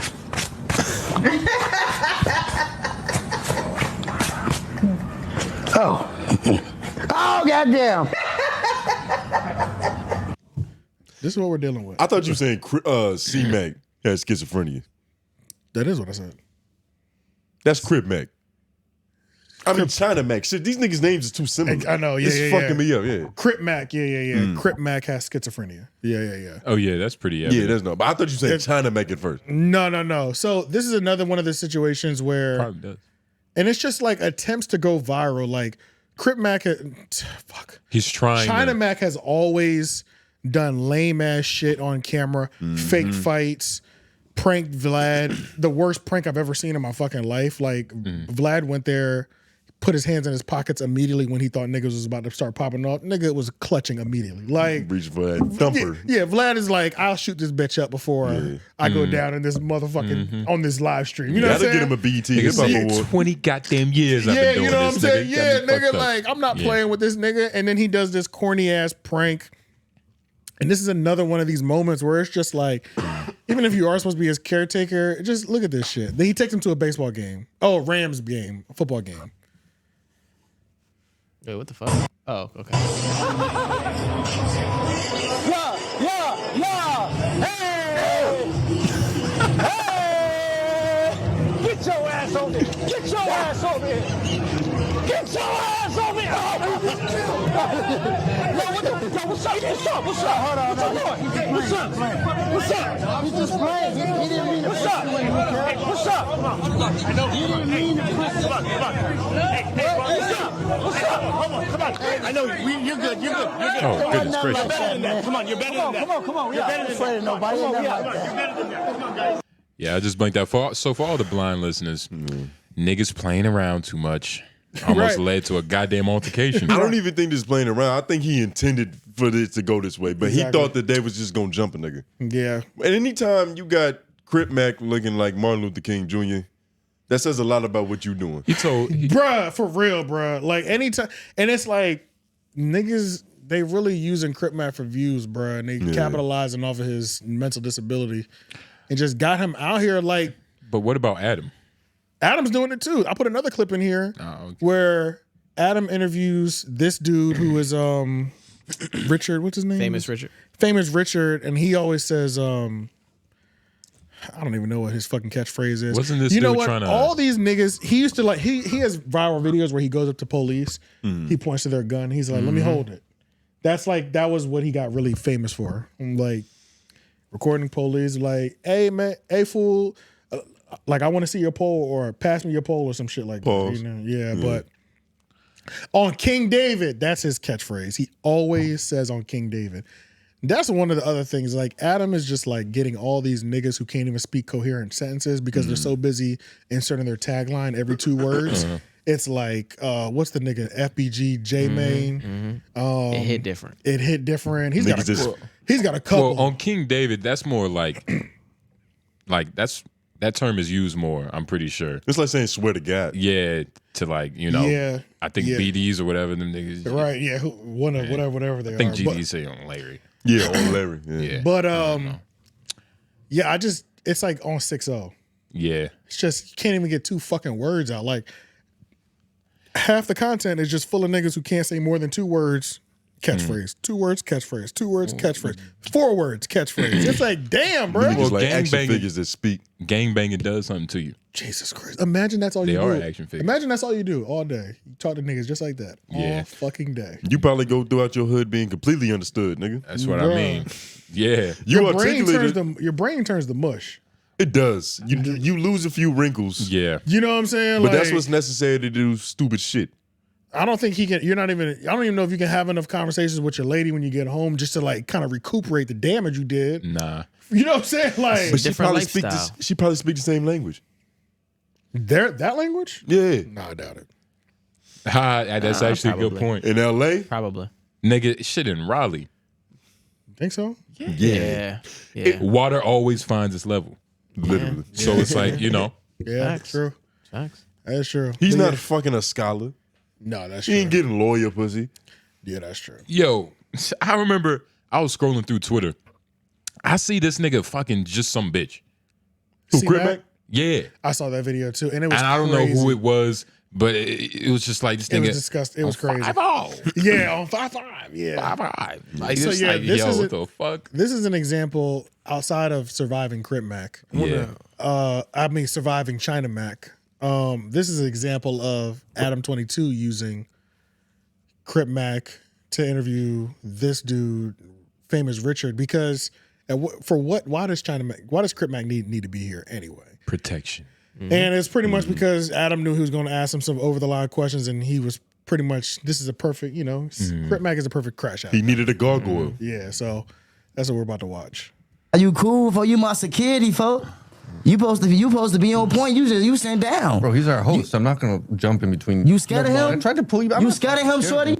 Absolutely. I'm finna fire your ass, boy. No, because he's. I'm finna fire your ass, boy. Clip. I thought this was another clip. Oh, you thought this was beforehand? This is from before. Look at it. This is very enjoyable. It's almost like we almost need to watch part one to really understand this one. But yeah, the one before it. But I did see this nigga. He was just trying to like start shit with. He acted like he was about to swing on him. Yeah. I would have got up and. I thought that was a video we was better watch. Yeah. That's what I thought this video Yeah, I was. thought I that's didn't what this realize it was was the too. wrong one. But where chicks move when you need them. You're right. I wouldn't have even let that nigga get up like that. Hell no. Yeah, that's crazy. In this facility, no. He get that close too. He got close. He got. As soon as you real start standing up, nigga, we rushing. Yeah, because Like- now it's a real threat. Yeah, This could literally go anywhere. Yeah, fuck all that other shit. But yeah, man. It's unfortunate, man. People using Crip Mac for views. Yeah, I wish that would stop because that's just Where are his parents? Do they know how exposed their son is? Mama Bear. Yeah. I don't know. That's his real mom? I thought I was always just like a term of endearment. Or even better, his OG. Honestly, I don't know. I don't know, man. I saw this thing on Reddit. They were like, why haven't we ever seen any other 55th Crips? I was like, valid point. He's the only one. I only know one. It's the last surviving nigga. Yeah, I'm like, I don't know where these niggas are at because it's like, even when he goes to, even on the Channel 5 thing, when he went to the alleyway, I was like, nobody's here. What if that's that nigga schizophrenia? This nigga just. That's what that was. That was a story in Reddit where they were like, couldn't be. None of this might be real, bro. It couldn't because didn't we talk about a story where he went back to his own hood and got It couldn't DP'd? be, yeah. Oh yeah, we did see Yeah, that. that's Those true. were a bunch of 55 niggas. He's just the most loud version of the 55. And they don't be around. They're not pressed on being around him either. It might be he's too hot. It might be And- 55 of them niggas. And he's squabbling with niggas in jail over this shit, so it's got to be. Yeah, it's other definitely niggas a real. involved. Yeah, it's definitely a real hood, but He too hot. he might be too hot to be associated with, which is why China Mac is with him. China Mac's trying to suck up all that clout too. Pause. We'll play. No pause. Fast forwarded. Yeah, fuck it. Ugh. Nigga, China Mac ain't shit. Goddamn. Yeah, it's fucked. I think it's really fucked up, man. Doing niggas like that, bro. Yeah, it's sad. But what did he supposed to be doing? Like, if he was taking care of Crip Mac, would we be up here like, yo, China Mac, we're taking care of Crip Mac? Yeah, I would. Kinda. If he was putting them in, like, if he wasn't clearly just like, this nigga's taking China Mac to, this nigga's taking Crip Mac to the zoo. Like, it's like you're like pimping them out for these views and they're going on your channel. They're not going on fucking Crip Mac's channel. Is Crip Mac hurting? Let's be honest. He get free weed, free 40s, and a trip to the fucking zoo. I was about to say, they get to see some kangaroos. Did you listen to what you just listed? Like it's going, but like it's almost like this is what you do with poor disenfranchised children. You give them other things so they're not in the streets gangbanging. This is like putting a recreational center in the middle of the hood, nigga. Yeah, what that one leader say? You give them circus and bread, nigga. What? You give them circus and bread. No, you let them eat crumbs or cake. That's a saying, though. You give the people circus and bread, and they won't turn on you. And kill Yeah, you. that is a saying. Yeah. But that's what he's doing. Like he's entertaining the nigga. Like I don't like that shit. Hey man, if he was over here like giving him financial advice, we probably wouldn't be saying shit. Yeah.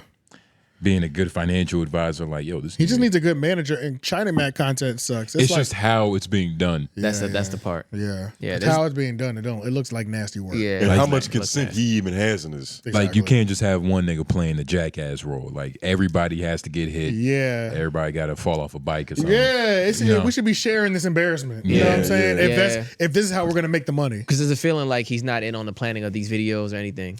Let's put this nigga on a horse. Yeah. And don't give him his medicine this morning. Yeah. Type shit. Like you know what I'm saying? literally Like get in what the room fuck? and I want the worst version of this nigga. Like I wonder what type of horse Crip Mac was seeing with his schizophrenia. This nigga's probably seeing a blue one.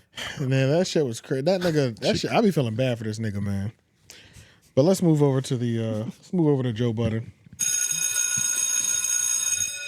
All right, so Joe Budden has clapped back. Obviously, we already know last week we had a long discussion about Joe Budden going back and forth with Drake about his album review. Drake clapped back in the comments, left us that nice paragraph. And the following episode pretty much drops the same day that or it's Wednesday. It comes out one day after our show comes out. So when Joe Budden finally dropped his response to Drake's paragraph, he put it behind the paywall. He put it on all levels, though, in which the lowest level is $5. The lowest level is $5. Yeah. So a lot of people were upset about that because they thought Wednesdays are normally the free episode day. And it's for not the public. For the public, for everybody, for the masses. But instead, he put it on the $5. He put it on all levels. So you can be on the lowest level and get that episode, but you did have to pay for that response. Exclusivity is important. Exclusivity. Yeah. It's just like pivotal. You know what I mean? And it's like you gotta have that shit. Yeah, people being upset about that. I'm like, it's are you a brilliant fucking move. crazy? It's like, a brilliant move. How do you? Most anticipated podcast of the year, probably. That's you know what Michael I'm Jordan been doing for years. Right. Flip said that shit was being searched before it even came out. He was like, he was searching random Joe Budden shit and saw the niggas searching for the response before the shit even came out. He knew what he had. Yeah, Flip is one of those people that had an issue with it, actually. He did. He was talking about it on Danny, and Danny covered it. There's a link in there for it. Shout out Danny from the stop. Do you have it pulled up? This ain't it. No, I'm pulling all the links up at once. Oh yeah, but yeah, so that's what I do every time. He had an issue with it. So this is Drake's full response. I don't know if y'all got to see it. It was 10 out of 10 podcasting per usual. You know, when you're the best at podcasting in hip hop, you know, and you're the best. Hip hop is an interesting qualifier you put on there. Yeah, that's fine. But this is Danny. Yeah, but that's not the right part. Okay. This is go back to the other clip. You clicked it. That was the second clip. Never mind. There's only 4 clips in here. It's definitely not that one. Yeah. But it is cool though. Joe and Drake. Oh yeah, bro. But Battle Flip bringing that shit up on the show, bro. I was like, this nigga doesn't understand business. That's what I'm realizing. These last couple months of him complaining about contracts and talking about contracts, then for you to get on the next show and first of all be upset that he did it without consulting you. What the fuck are we talking about? What the fuck are we talking about? You know what I'm saying? Like, which is the greater point. I don't think he understands business that doesn't profit him. Right. And then another thing is directly associated. He pretty much alluded to the fact that they should get some sort of pay raise because they put that like big episode behind the thing. And it's like, oh, now he just making shit up. Yeah, it's like and Melissa Ford also kind of hinted to that too. Yeah, that makes sense. It's like, no, that doesn't. Like, if ICE wasn't there to just be like, if your contract doesn't say that, what are we talking about? Like, what the fuck are y'all talking about? So when the numbers tank, everybody gets lower paychecks? Right. Like, No, nigga, we get paid when we get paid. You know what I'm saying? How much do they pay Melissa Ford to not say shit? She's talking more in the past couple episodes, but for the most part, she don't say shit. You're right. She's getting a hell of a bag for having titties. I mean, shit. She dressed nice too, I guess. Like, imagine she got a reduction in pay if she started wearing less slutty gear. That's probably in her contract, knowing Joe. What are y'all talking about? The fact that she has a salary to be on a podcast where she doesn't really talk. Right. But what does that have to do with her titties and We're just making a joke that it's probably in her contract that she has to look the sexy. only valuable fucking she don't even asset be, she's she don't providing. be up there like she don't be up there crazy sexy. She Not dresses crazy like sexy, but sexy enough. She dresses like a teacher. Every time I see her, I always see a resemblance of body. What type of teacher? Yeah, there's naughty ones. What class? I don't want to say probably language arts. Sex ed? Nah, nigga, she's a substitute. Yeah. I don't know. Her outfits don't see. I don't go to the podcast and immediately see cleavage. There's a few of them. I almost always see them covered up. Like, that's the maybe only I ones only I be see seeing. those. Maybe I must only see those. That's what because I see enough to be satisfied. I feel like she dresses modest all the time. 1 out of 3, she dresses with something a little more. But 2 out of 3, she's not. She's modest. Modest as hell. Yeah. Like So 33% of the time you getting titties. Yeah, 33% of the time. pretty low. But the only time I'm checking is the only time I'm seeing them. So I'm only seeing the 33%, which is fucking crazy. Which is why she gets paid to not speak. We just figured it out. It's crazy. I don't think it's that. But yeah, so Danny was also taking shots in this video. Go to the This is the one that says Danny won't smoke. Yeah, this one. Yeah, this nigga started taking shots at somebody a part of that Joe Budden cast. I don't know who it was. God damn it. Nigga, Danny be on bullshit recently. Danny and Chigs was on bullshit this last week. Don't worry. That's why I said, damn, what's gotten into these niggas? You know what I'm saying? Getting a little aggressive. Yeah, I'm like, what's That up with these Caresha Please niggas? Like, nomination they probably both, pissed they them both off. had moments in their videos when I was like, I've never heard this before. Like, Hey, nigga, everybody mama need a Christmas present, nigga. Niggas getting hungry, Yeah, nigga. it's time to get these numbers It's up, a nigga. cold winter, nigga. October getting colder. Yeah, Shit. bro. But yeah, let's go ahead and listen to this. God, you know what? Shout out to Drake, man. This is a tangent, and I know y'all gonna be angry. Like, what are you talking about, Danny? When I was on the Discord with Rory, right? He was like, Danny, they think you corny.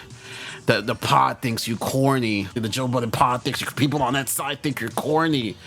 And then Flip was like, yo, everybody in the pod thinks you corny. Well, people, Drake thinks y'all corny. How you like that? You pass judgment on corniness. What made you the arbiter of corniness? Ish Ice calling me corny? And don't let me think it was Corey, because I heard you on that Patreon episode. You are a terrible co-host.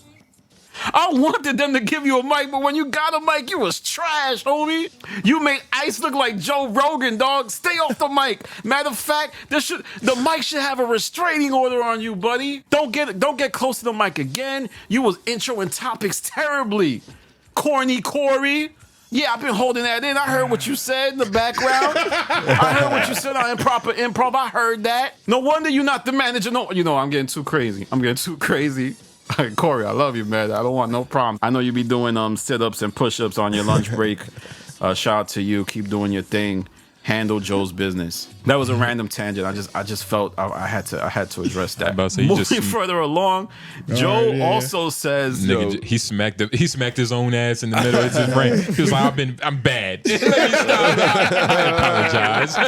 This nigga, good God. Oh, bro, this nigga is hilarious, bro. But say he made Ice look like Joe Rogan is fucking hilarious. Yeah, he was cooking though. Because it's just like, yo, when he be going on, like, when he did that, mind you, I'm riding down the street, you know, just hearing a regular Danny video. Then all of a sudden, these niggas, once I heard you know what? I said, oh shit, he about to go crazy. He's about to break character. This nigga.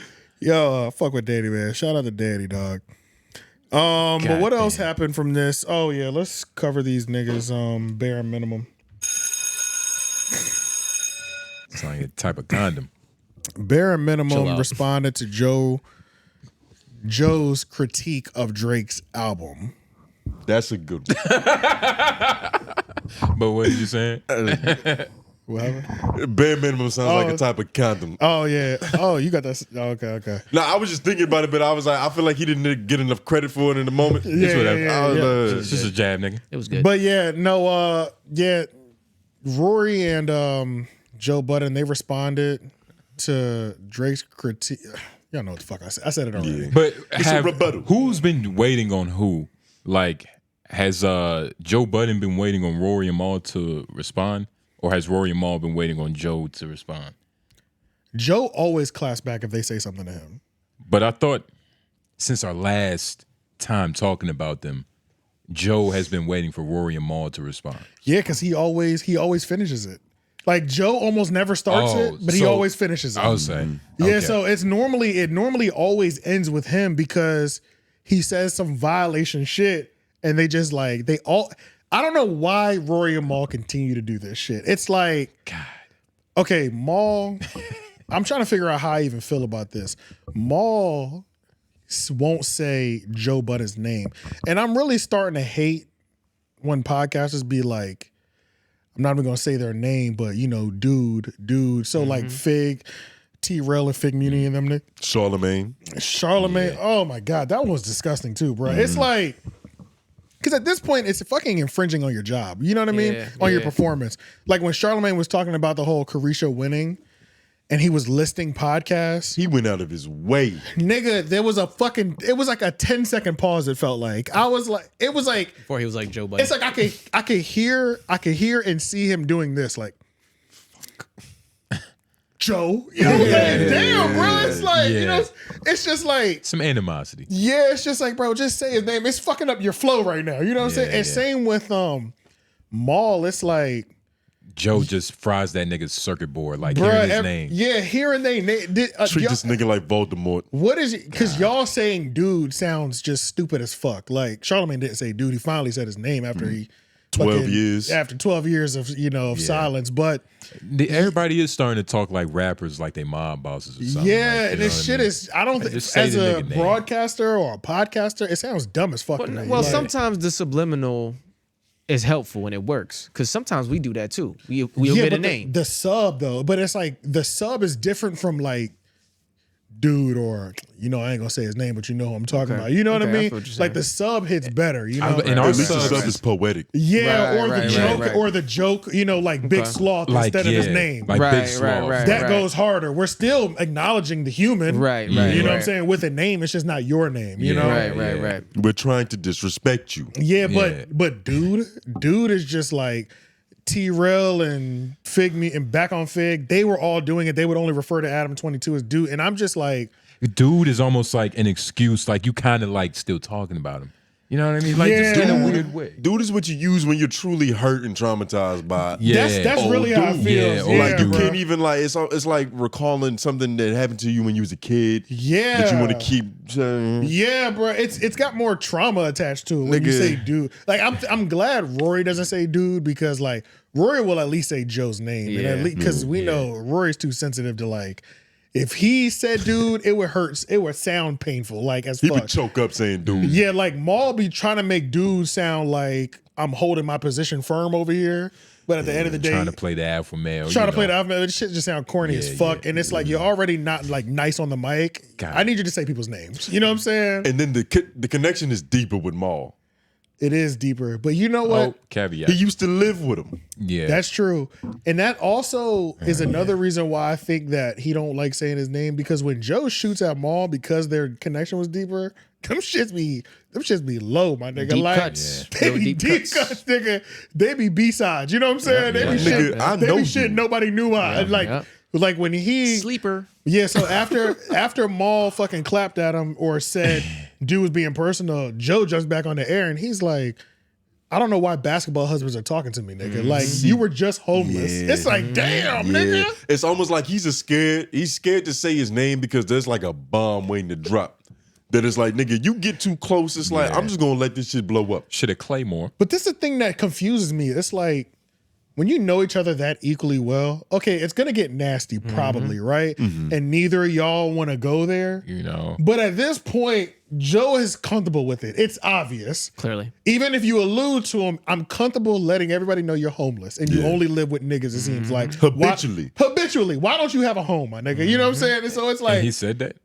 As he alluded to that. Yeah, Joe alluded to that. But it's confusing because it's like, so at this point, it's like, Mal, bruh, fight back, my nigga. You know what I'm saying? Please, like, God. I know you know something about him that would fuck us all up. You know what I'm saying? But he might be on some Donald Trump shit to where it's like, you throwing mud on a brown suit, it's not going to show up as well. Oh, yeah. That's what you're saying. But it's, Joe's I too don't know. good. Joe's You out too here good. catching L's, bruh. I don't know what it is. Maybe do they have equal amount of ammo on each other? I feel like they have to. Bruh, one of them was on Angel Dust. Yeah. So But it's we like. know it. It's not like we didn't know he was on Dust. Yeah, that's true. It's That's not the a thing. secret. Like, that's why that's it's the true. mud tuxedo thing. Is like, you can't get dirty. He doesn't have a clean image. Yeah. And Mal's image is so. It's a blank slate. See, what's hurting Mal is Very that malleable. like we don't really know much about this nigga. It's Right. like he popped up as Joe's friend on the podcast. That was our introduction to him. Like, Yep. sure, people knew him in the background, but the masses didn't. You know what I'm Correct. saying? So it's like you are grandfathered in because we fucked with Joe in the Joe Budden podcast. He was Big Brother then before that. And then your brother is like Yeah, a successful battle rapper. no. Close enough. What's his brother? I honestly. For all intents and purposes, a one-hit wonder. It's so crazy. It's just like hilarious. But he was one of the founders of Rockefeller. His brother was one of the founders of Rockefeller. So that was an understatement. But, but it was a crazy Biggs, J, and Dame. But honestly, like shit, that's nigga. I like my version better. Like if my version makes sense. The nigga homeless. You're talking about Ice. Ice's brother is Arsenal, the battle rapper. Oh, but who's Maul's? Maul's brother is Biggs, but one of the creators of Rockefeller. Yeah. Damn. Yeah. So how is he homeless? There you go. There you go. There's a lot of questions. Like that's why his story should be that. That's why. Yeah. That's why it looks bad because it's like, okay, hearing that Joe and Maul used to live together back in the day. Who gives a fuck? Like that was your roommate. That's your homie. Mm-hmm. That's all regular. But it's like now it's like you were just living with another guy. That's a basketball. Like how old are you? Yeah, how old? Now a lot of questions that are coming up. Like, and granted, like benefit of the doubt. It's New York. Things are expensive. Tax, inflation. Nigga, carriers are pulling out. You feel me? Yeah. You Rockefeller royalty. You should be able to live anywhere. But he obviously never got perks from that because royalty, yeah. He obviously never got perks from that though, right? Because the first time we heard about him was because, at least not public perks. I'm not gonna say any perks at all, but public perks. Because the first time we were introduced, Joe Budden introduced him to us. You know what I'm saying? Like it doesn't seem like he's going to college or like he had a job and then like he was quit that to do this. It doesn't sound like I never heard him talk about. Did he used to ball in college? What are his accolades besides being cool? He you know what I'm saying? He never had real responsibility. That's really what it sounds like. Yeah. Why doesn't he look like he's from a dynasty? Like with Diddy's son, you can look at it and you're like, he's obviously from a dynasty. Diddy's son is different. All these other niggas, even Master P's son, he hooping. I saw his highlight. I was like, what the fuck? He kind of nice. Those are sons. You a prince. Yeah, Romeo was kind of nice. You a prince. Being a prince is different. Well, Master P other son too. He got there. Oh yeah. But still though, he got twins now.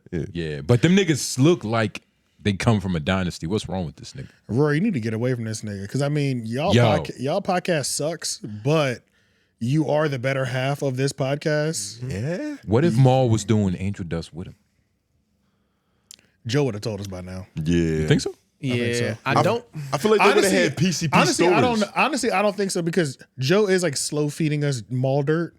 That's what I mean. Yeah, like so Joe is real cynical. Yeah, he's gonna hold it. He's gonna give him so it's like crumbs. Yeah. You mentioned me one time, I'll throw one gem out, and I could talk about that one gem for like 20 minutes. Because saying a nigga, he's so good. Saying a nigga homeless is setting us on this rant. A damn near 30-year-old man is like. How old is Maul? See if you can look that up. No, but the thing is, he didn't just call him homeless. He said he's a basketball husband, which is crazy. Yeah, let's that's listen some like to love and that. basketball shit, right? Yeah, let's actually listen to him call him a basketball husband because it's in not that clip. It's in this one over here. That one. Beautiful time. Yes.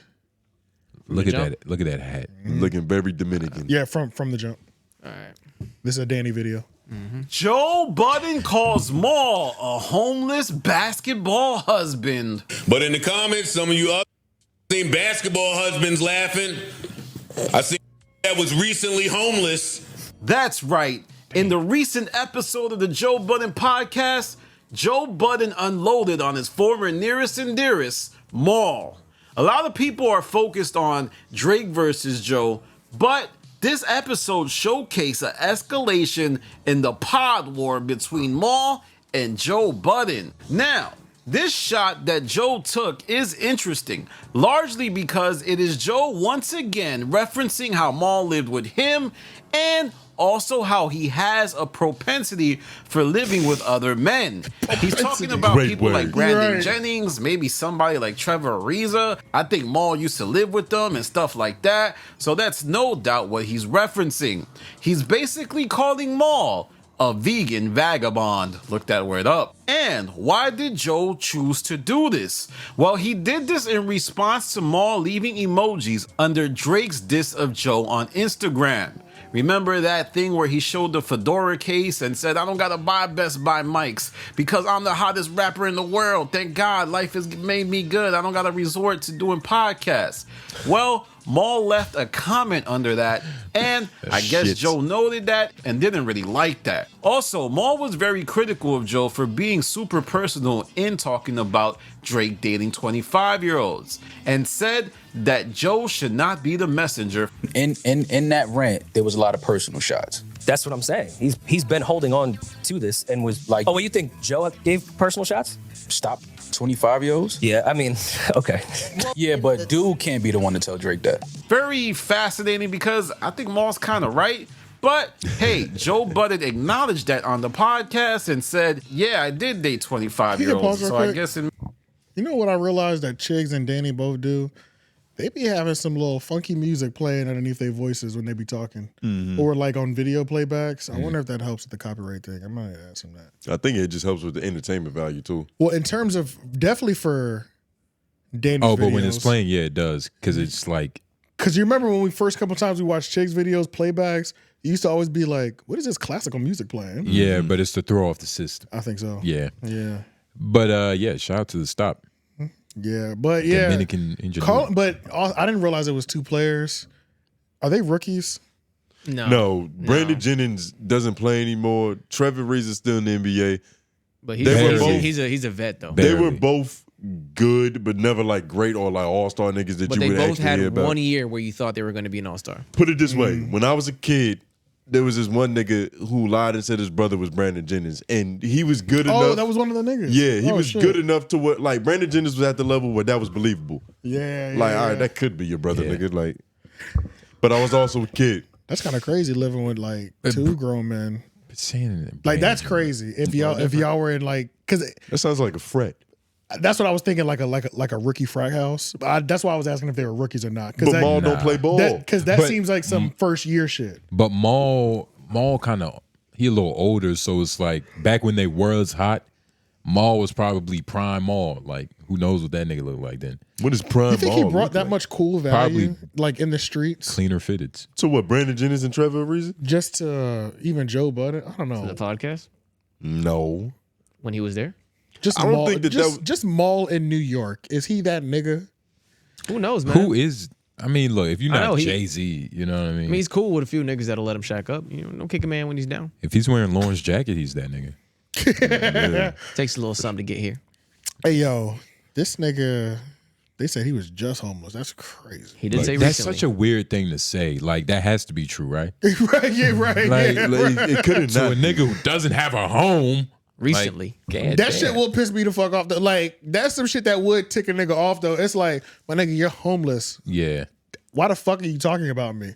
And if you are gonna speak on me, you better use my fucking name. Don't be calling me dude. Like, put some respect on a nigga who has a fucking roof to sleep under. Yeah. You You know better what I'm saying? address Like- me like, accordingly. Yeah, bro. It's like it does make it a lot easier to like disrespect a nigga on all levels, So bro. this nigga It's not, like, you this nigga can't not even paying home tax. Like, you can't address a nigga when you don't have an address. I can't, Yeah. bro. I can't, dog. I'm sorry. Not even realistic about his own situation. I can't, bro. I'm sorry, bro. That shit's crazy, dog. This nigga can't get no fan mail, no nothing, no postcards. You So, don't even yeah. got a P.O. box.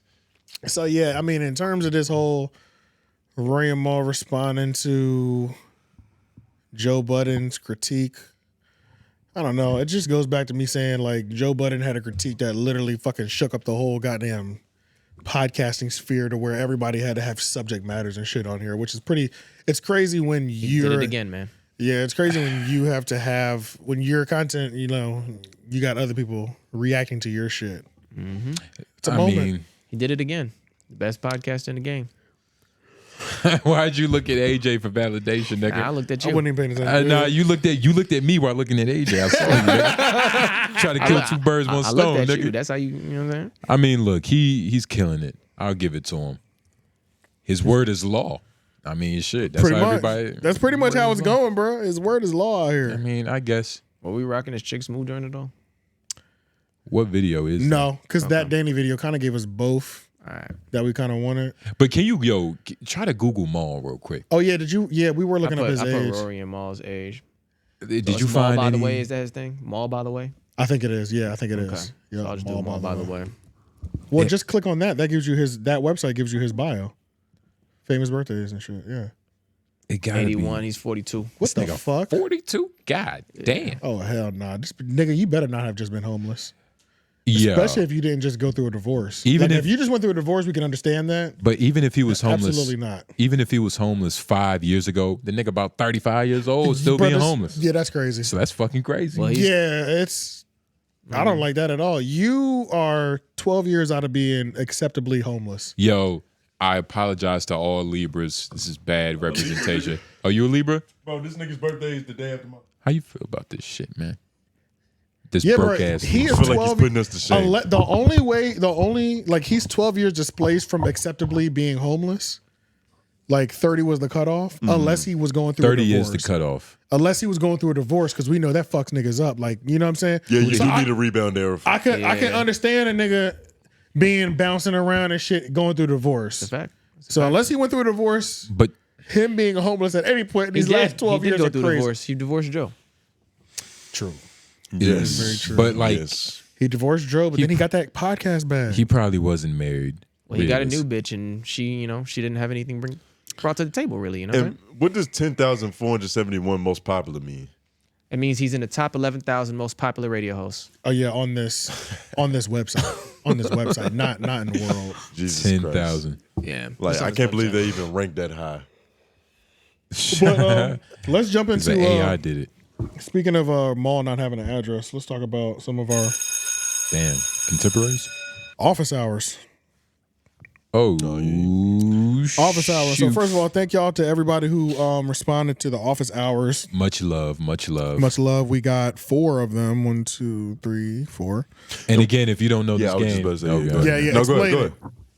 Office hours is a segment where you can ask us a question, or if it's something that you want us to cover, because y'all got stuck for a second. Yeah, because I didn't want to take a stunner. He was about to Yeah, explain it, right. but I was thinking we had to explain it. Yeah, so it's a segment where if you have any questions or you want us to cover something, look into something, you too hashtag office hours in the comments, and we'll read them out on the next show, answer the questions.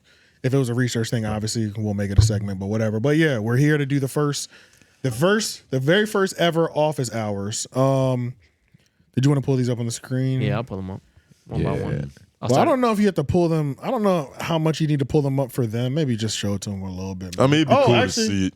Yeah, actually, I'll it pull is. them up It little by is little. big. Okay. Yeah.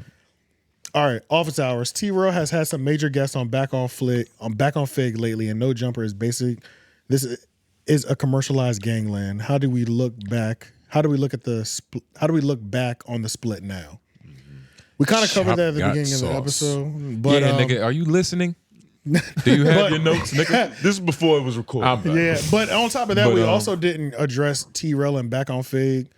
So, No Jumper is commercialized gangland. I do respect that, like, the fake morality is gone.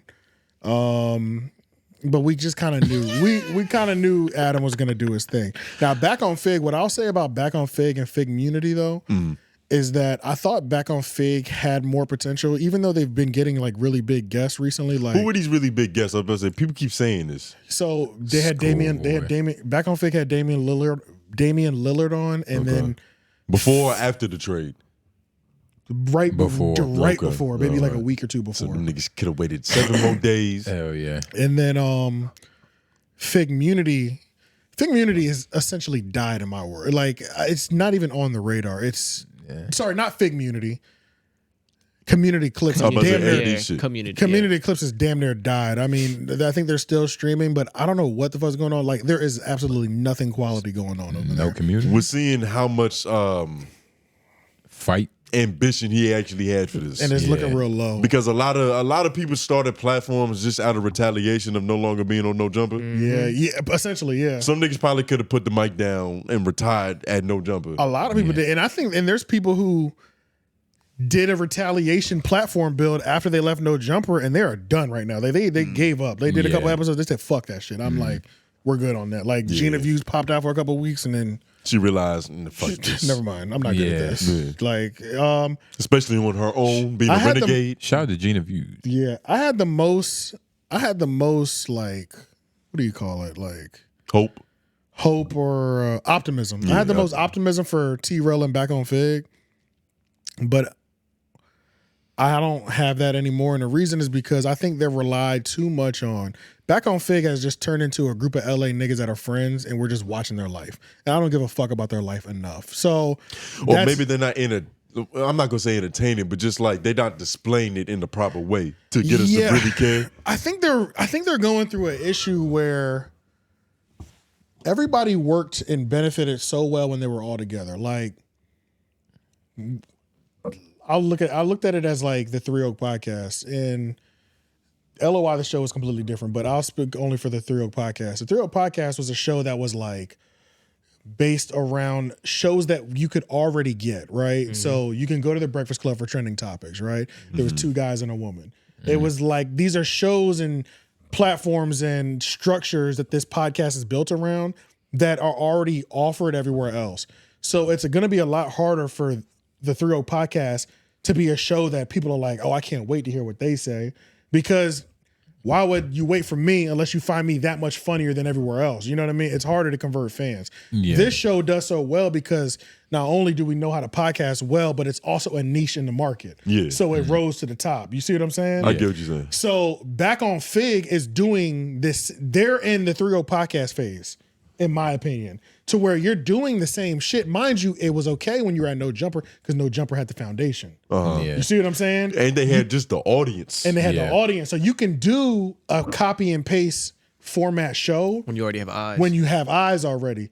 But when you've taken... But not even really, though, because it's like... But not even really. The type of food your audience eat right now might not be the type of food they ate when they was with Adam. Right. So it's like you got to do different shit. Yeah, but it was like, because it was so close, and it was like, we started buying in on the drama. We started buying in on personalities. Facts. We didn't even give a fuck about the topics. Like, we was really bought in towards the end of No Jumper on so-and-so said a little sneak diss to this person. Like, these niggas was arguing on the air. You know what I mean?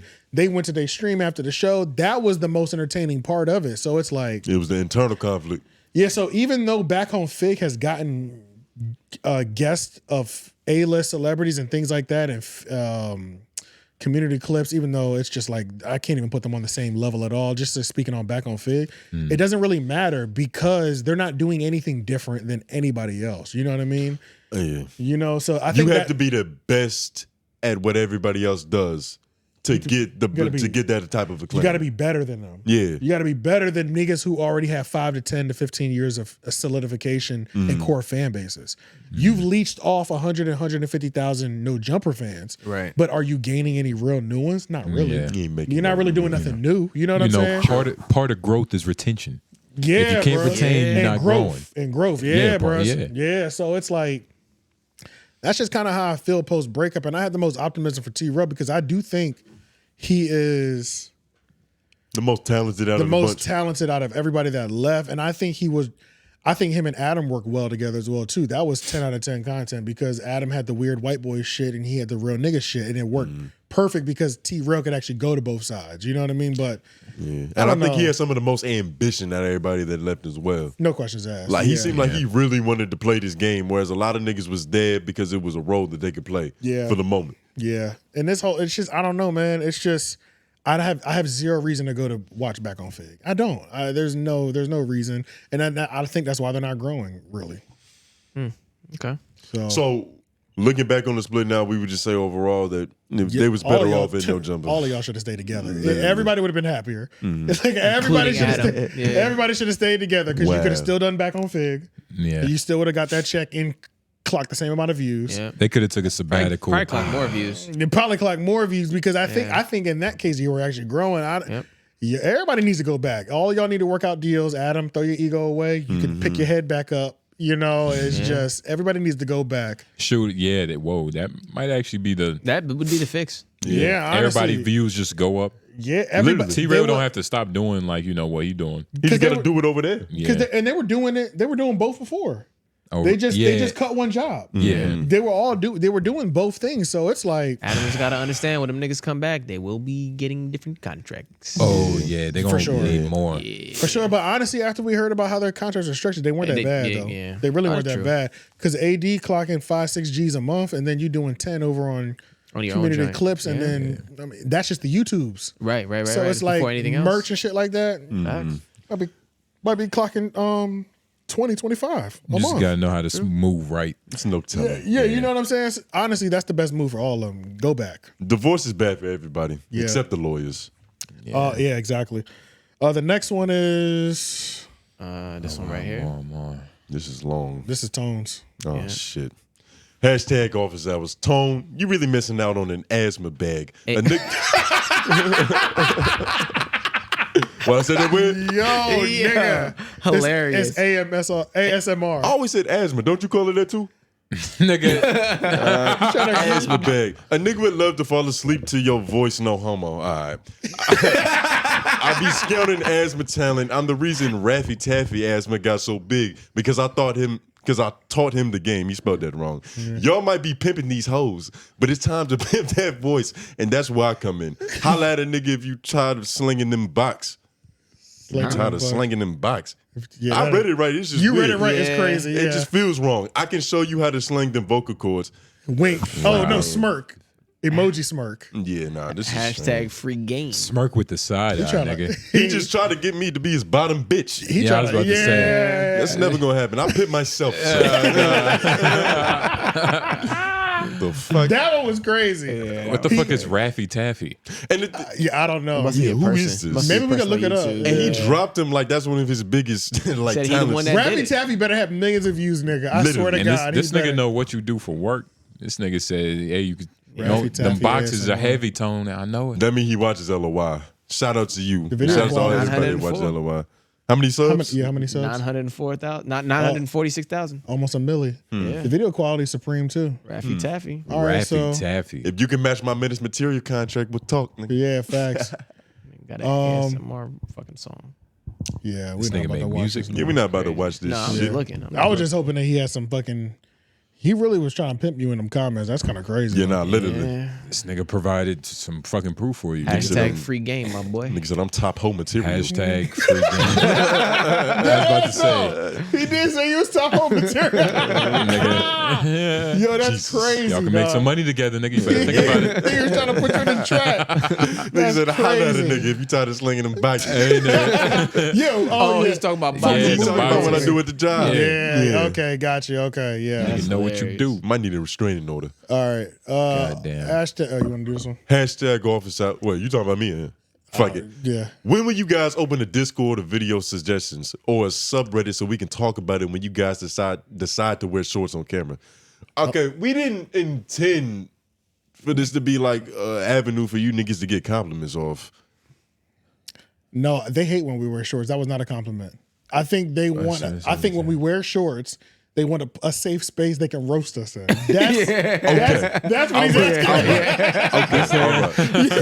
Yeah. I've been getting a lot of. I've been getting a lot of shit lately. Nigga. So you don't know how to receive. I look shit at it right all from that angle now. Yeah, no, I feel you. These niggas want something. No. So, Discord is not going to be available. It'll be available on the mid-level of Patreon, but we do have a subreddit right now. It's Homeroom University. I was about to say it's a lot of different kinks out there. You got knee kinks, Yeah. foot fetishes, niggas, Sock fetish. What side your shorts and I on? think he likes like the act of like a sock coming off. I think that's his shit. Yeah, he was talking crazy. I don't even want to mention him.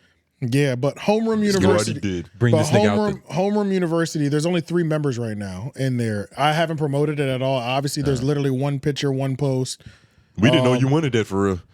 Oh wow. What'd you say? He said we didn't realize that how big of a demand there was for that. I made one as soon as I did. I made one as soon as our shit started getting posted on Reddit. I made one. Yeah. Because I was like, I need to lock this name down immediately. Yeah. Clutch. So, yeah, Homeroom University on Patreon. Fuck. Y'all know what the fuck I'm talking about. That too. Yeah, Homeroom University on Patreon, but also Homeroom University on Reddit. Join the subreddit. Put your video suggestions in there. Y'all can put your office hours in there as well too. But we would like to try to keep them condensed in here in this YouTube in this YouTube right now. These YouTube comments, but I was about to say what you want, man. Yeah, have some but- dialogue. Yeah, go crazy in the subreddit. Drop some memes, some gifs. You know, this shit is like a that. this is a campus. A campus Yeah. is a community. That's a fact. You get what I'm saying? We're gonna have discussions. We gotta talk to y'all niggas. Nigga, you commune. Can I ship y'all some merch? Love from Philly. Hashtag office hours. Of course you Do can, they know, Mr. Clark. They know you from Philly, right? No, I don't think they know. No. We I said never it. told them. Because- Yeah, we probably alluded to. We probably I've just seen said a it. lot of Memphis and I've seen a lot of Philly in the comments. Yeah. Shout out to you, mains. Hey, that's where we getting advertised at. Y'all can send us merch. I have the address. Hold on. Give me a second. Pull up the P.O. box. I was about to say, man. Tell everybody y'all sizes too. 'Cause I don't know what type of merch y'all even sending. I'm about to say, man, large, extra large will suffice for a nigga. Same thing for me. You know, if we talking shoes, 13. Yeah. Hit your boy with a quick medium. Some I'm good sneakers. to go. What size is you fitted? What? What size is you fitted? Oh, I don't even know that. Yeah, me That's either. crazy. Mine's 7 3/4. You a real hat nigga if you just got that shit. 7 3/4. Shit, mine's right here. You got that shit in the holster. Also, 2X t-shirts, size 13. I'm about to say, man. And 2X, 2 larges in the medium. y'all can send us merch. Y'all can send us things that y'all want us to wear. Definitely send us some merch. We'll definitely rock that shit on the episode. Sure. As long as it's fire. But you'll send it to 1220 Timber Drive East, Unit 1150, Garner, NC, 27529. Carolina in the building. We gotta write that down, put it in the comments. Yeah, I'll put it in the comments. So if y'all want to ship any merch or anything like that, send it to that address. 1220 Timber Drive East, Unit 1150, Garner, NC, 27529. And we can receive packages and everything there. So yeah, y'all go ahead and do that for us. And we'll start wearing y'all merch and y'all products and y'all whatever y'all are selling or whatever. If y'all want to send us something to try, shit like that, that's the address that you'll be sending things to. We'll sample that shit live. About to Facts. say, Yeah. We'll do unboxings and stuff like that on live. our honest opinion too. Yeah, for sure. I think that was the last office hours, right? Yeah, that was the last one. That was it. So yeah, we Be appreciate. sure to send some more of those in next episode. Yeah, send more office hours in for sure. Do that for us, and we'll jump into the next thing. Sorry, I closed my thing. Silence. But it's always darkest before the dawn. Oh Hey, I was about to man, say. Jason Lee went on Off the Record. DJ Akademiks. Yes. I don't know if any of y'all got to see it. I watched like an hour and 40 minutes of it. Now I was surprised that I got that far. The nigga Jason Lee, he's good at what he does. Bro, he's honestly a real nigga. He is, bro. Because you don't know what to expect from like a gay media dude. personality. Yeah, A gay dude. like, I pretty don't much. know. I don't know if he's just gonna sound like Caresha. Right. Are you being homophobic? It's not homophobic. This is Like you was skepticism because he's gay? homoskeptic. Homoskeptic. Yeah. I like that. Homoskeptic. I don't know what angle he's about to come from. That's a good. Maybe that'll be the Pause. episode name. Pause. Homoskeptic. Yeah, pause. But he was on Brilliant Idiots. Remember when he was on Brilliant Idiots with like Entertaining them other it. two bitches? That's probably the episode. I didn't watch that shit. I don't even remember the other two chicks, Nah. but Unless Schulz and Andrew, and that's where I Charlamagne got. is there. That's where I've been introduced. That's how I even found out who Jason Lee or Hollywood Unlocked was because of the Brilliant Idiots episode. Yeah. But I didn't realize I'd never been. I mean, I follow most of the Instagram pages on like the brand page, like media pages, Akademiks, World Star Hip Hop and stuff like that. I was never following. Yeah. The Jasmine brand, but I was never following Hollywood Unlocked until like recently. I don't know why. Because you're not into gossip, nigga. Yeah. Yeah, I guess it really ain't for me, but yeah, bro, the fucking Akademiks and Jason Lee interview, that shit was 10 out of 10. Yes, he is into gossip. No, This show is about gossip. Not like catty But what's up with girl gossip. because he's gay? No, that's what he specializes I don't think you've seen Hollywood Unlocked. in. yeah. You haven't. That is what that is. The nigga is But gay. it's the same, like, because it's how it's being like translated to you. Like, what's the difference between DJ Akademiks gossip and Jason Lee's gossip? Akademiks is talking about niggas probably getting shot. Jason Lee is talking about a bitch with new nails, nigga. It's like it's a whole different. So Well, I wouldn't say that. that's but what I mean. Like, come on, bro. It's the orator. Let's be honest. It's the orator. Yeah. Let's be honest. Do you care about who? Like, I can't even think of who Rihanna's dating right now. I don't give a fuck. But you saying But that's what that style of journalism is. But you saying that makes it seem like DJ Akademiks only talks about niggas getting shot. It's a wide. He will It's talk not about just who's that. dating as well too. It's It's just just not gonna gossip. It's just not gonna be. Yeah, it's just gossip. It's just like the same reason gay why. gossip. But like I Chatty fuck with patty. Tasha K, or I like her content. I think she's great on the mic, but I'm not about to like tune in for it. And I want to make this very clear. I don't listen to the nigga Jason Lee, but let's just say what it is. It's Yeah, like, for sure. You know, Yeah, most people are skeptic. You're like try to beat around the bush. Nigga. Maybe not most people. Most ignorant niggas like us. Let's just say that. Until I watched his interview, until I realized But he's you a changed nigga. now. He's a nigga. Yeah, I'm yeah. not gonna, been a nigga, yeah. I'm not gonna watch Hollywood Unlocked because I still don't care about what they report on. Of course. Just You his have a perspective. newfound respect for him. I have a newfound respect. He even said, he was like, I'm a nigga that's gay. But I'm a nigga first. But nigga comes first. He's not a Yeah, gay yeah. nigga. He's a nigga gay. No, that's true. Honestly, the last time I watched the Hollywood Unlocked, because he has his own show that he does like sit downs with and shit like that. Yeah. The last one that I tried to watch and then I was just kind of disappointed in the nigga Jello. He was on there with Nikki, his girl. But nigga, that shit hurt. I was like, that whole situation is like, yeah, what that the one, fuck is Jello that doing? one kind of hurt. I was like, Damn, and then I I never did saw that. watch a little bit of that Adam bitch 22 and pregnant. Leonard the Plug. Adam 22 and Leonard the Plug went there. Damn, I wonder why I never watched his shit. And Jason because- Lee be going in, bro. Jason Lee's good at what he does, bro. No, I've always He's known amazing that, at and what I've he always does. gave him props. But it's funny, I've only seen him on the platforms I already watch. You know what I'm saying? Yeah. You don't see It's the his same. content It's the same Yeah. thing with like Tasha K. Like Right. it takes, you gotta dip your toes in some other platforms before you get that residual respect. Yeah, that's true. Right. Or at Like- least that frequent buy-in. You feel me? Like Yeah. because it's not an easy buy-in with them. Yeah. Because I just caught Tasha K live a couple days ago. Nigga, the shit is funny as fuck, bro. Like, Yeah. Because when people be calling in, bro, she's like everybody knows a black chick like her. Like, Right. everybody knows somebody like Tasha K. That's why this shit's so lit. Like, There's a lot of niggas mothers. yeah, essentially mothers and aunties and shit. So it's like when you listen to her, it's like I've heard it. Like I know what I'm in. Yeah.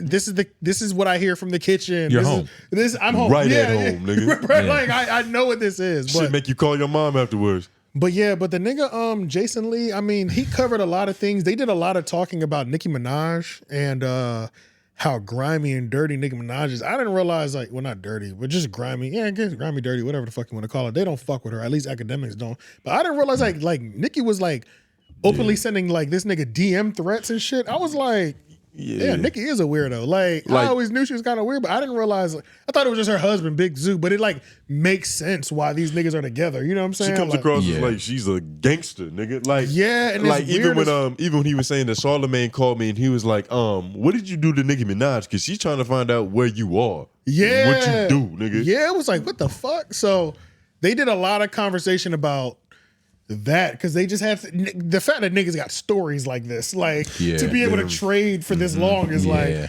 this on like how shitty this one person bro, is. yeah, Literally, bro. like she did that to you. Oh, like she's bitch, got me fucked bro. up like this. Niggas is trading war stories and shit. Yeah. I'm like, damn, bro, like Nicki's a terrible person. It made me appreciate not being famous and being in media.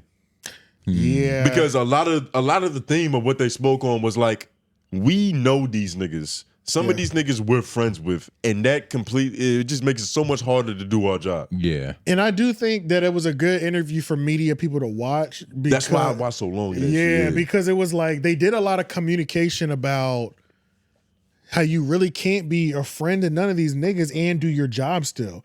Because the moment you do your job, you've lost a friend. Literally. So like legit or like, so it's like There's a compromise that's always it's going to kind be of at play. crazy when the media niggas going at each other because it's like we all we got low key type shit. You know what I'm saying? Like there's a certain level of we all we got Yeah. between the media people. You know what I'm It saying? has to be some camaraderie, nigga. Yeah, because these people that we talk about, they definitely don't fuck with us. You know what I'm saying? Like, well, they fuck with us until we run the story that everybody else is running about them. But and that's another just the craziest thing. You just hear all these stories about how like TMZ, Shade Room, 17 major media platforms covered it. You post your post, they have the biggest issue with you. Exactly. You know what I'm saying? Because Like- it's more personal. Like Yeah. TMZ isn't really tied to like a particular face. That's the downside It's of a having platform. your face on the Exactly. as the platform or just visible. Or being your own mascot. Yeah, being your own yeah. mascot. Like it's hard. It's tricky.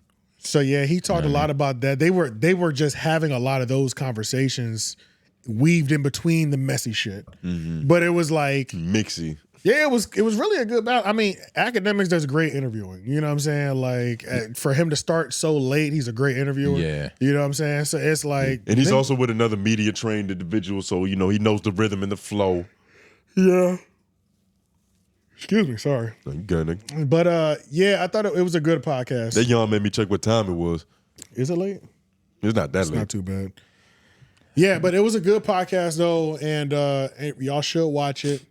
Akademiks is on YouTube now because his deal with Spotify is over, so the exclusivity part isn't a factor anymore. Yeah, nah, he's public domain. Yeah, but you can get just the straight up like raw, the straight and uncut, raw nigga. full podcast on there. But I'm trying to think. I mean, I don't think there's really anything else I can say about the about that. But let's jump over to one other thing too. Oh, I thought you almost fell, nigga. Yeah, that was a hell of a back pedal though. I'm good. He'll bounce back up with that jacket on. It's a puffer vest. He's got buoyancy. You had the Stephen A. Smith. So the Stephen A. Smith show. Oh yeah. What was your question? Yeah, I wanted to ask you niggas because I noticed that recently, after he started his own YouTube platform and podcast, whatever you want to call it in particular, he's been touching a lot more just cultural topics. Yeah. Outside of sports. And I was wondering if you niggas been paying attention to that. I have. Are Yeah. you do you like him in this new light, in this new scope? I do because I'm not crazy about sports. So yeah. I don't watch. I've never watched a sports center. I've never turned that shit on. You never watched like Undisputed First Take? Never. Skip Bayless? Outside of clips. You only got it from like being Clips. somewhere. Yeah, clips, YouTube. Barbershop. Yeah, being Like in the barbershop, being at somebody's house, just like it just being on in the background. But It like, finds you. You're not waking up in the morning turning on I'm sports not center. checking it. You know what I'm saying? So I do like that because Stephen A. Smith, in terms of just like being on the microphone, is one of the best. So He's good. He's really good, but one of the best. Yeah, Oh, he he's is. one of the He's best. one of the best. One bro. of the best. He is one of the best. I think what it is is that it not funny enough? His Oh, it's not enough. That's the funniest shit you ever said. It's not enough niggas in that That's the field. funniest shit I ever said, nigga. No, it's not funny enough. But I think like I've listened to so much of him, and his play style is so routine that I'm tired of like I know what cadence he's about to use. Oh, I see what you're saying. You get what I'm saying? Okay. I know like the inflection. I know when the inflection is about to happen. But that's just, little critiques. He's still minor. still good.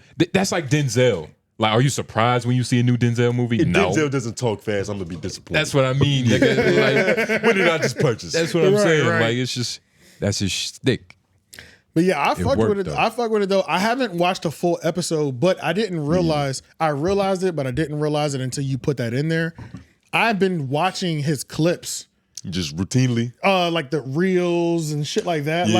Like those have been going viral, and I'm like, every time I see it, I'm like, oh, this nigga's just like talking about regular shit. Like this has nothing to do with sports. Like he's talking about the same shit we're talking about on the no podcast. Dak Prescott, no yeah, none of that. you know what I'm saying? Him So starting his own show was definitely like probably one of the best career decisions he could have ever obviously- done. And obviously he did it on everybody does. YouTube. Exactly. On YouTube. Why is this something that Charlamagne still hasn't figured out or like branched into? He's a fucking hater. I think he's over that at this point. I think he realized like after he heard like enough of us and Schulz arguments and know shit. it's like making the he wrong- it was like he's like, okay, fuck it, you're right. You're like, I think it's like turning into the wrong lane. Like, do you want to look stupid and getting back into the original lane you're supposed to be in? Yeah, or do you just want to take an alternate route? You know what I Do you mean? wanna die- Extra 5 minutes. Extra, Yeah. Save some ego. Yeah, yeah, because it's like, why would you die on a hill that exemplifies you have no foresight for the future almost? Yeah. You know what I'm saying? This is like one of the worst hills to die on, like showing that I can't adapt. That this is like being able to adapt lane. You don't want to die on that hill. Nah. I'll die on a hill just having the wrong facts every day of the week. I'm okay with that. But But like not being open enough. not being being confused. Yeah. 'Cause like when Charlamagne talks about it, it's utter confusion. Like he doesn't understand how it could work. It's like it's crazy. It's kind of like how they used to talk about the UFC back in the day before it was really popping. Yeah, it was just like, what is this? Like what silly shit is going on here? But yeah, I will say I don't like his set. It's cool. It's cool. It's perfect. It's a cool startup, but It's- I can't wait to see the evolution. Nah, man, I don't it's need perfect. an evolution. Yeah, I don't need an evolution. You see, that's you doing some Maybe I'm flagrant hating, shit. maybe I'm hating on Stephen A. Smith. Yeah, That's it's what they just- said with flagrant. Like, oh, because they it's just need a new nice and studio. clean, and he don't need because he's. You can have a basic background when you drop in on the mic like that. They got the purple for Kobe. Nigga the shit is hard. You know what I'm saying. You don't have to go. You don't have to have a flamboyant set.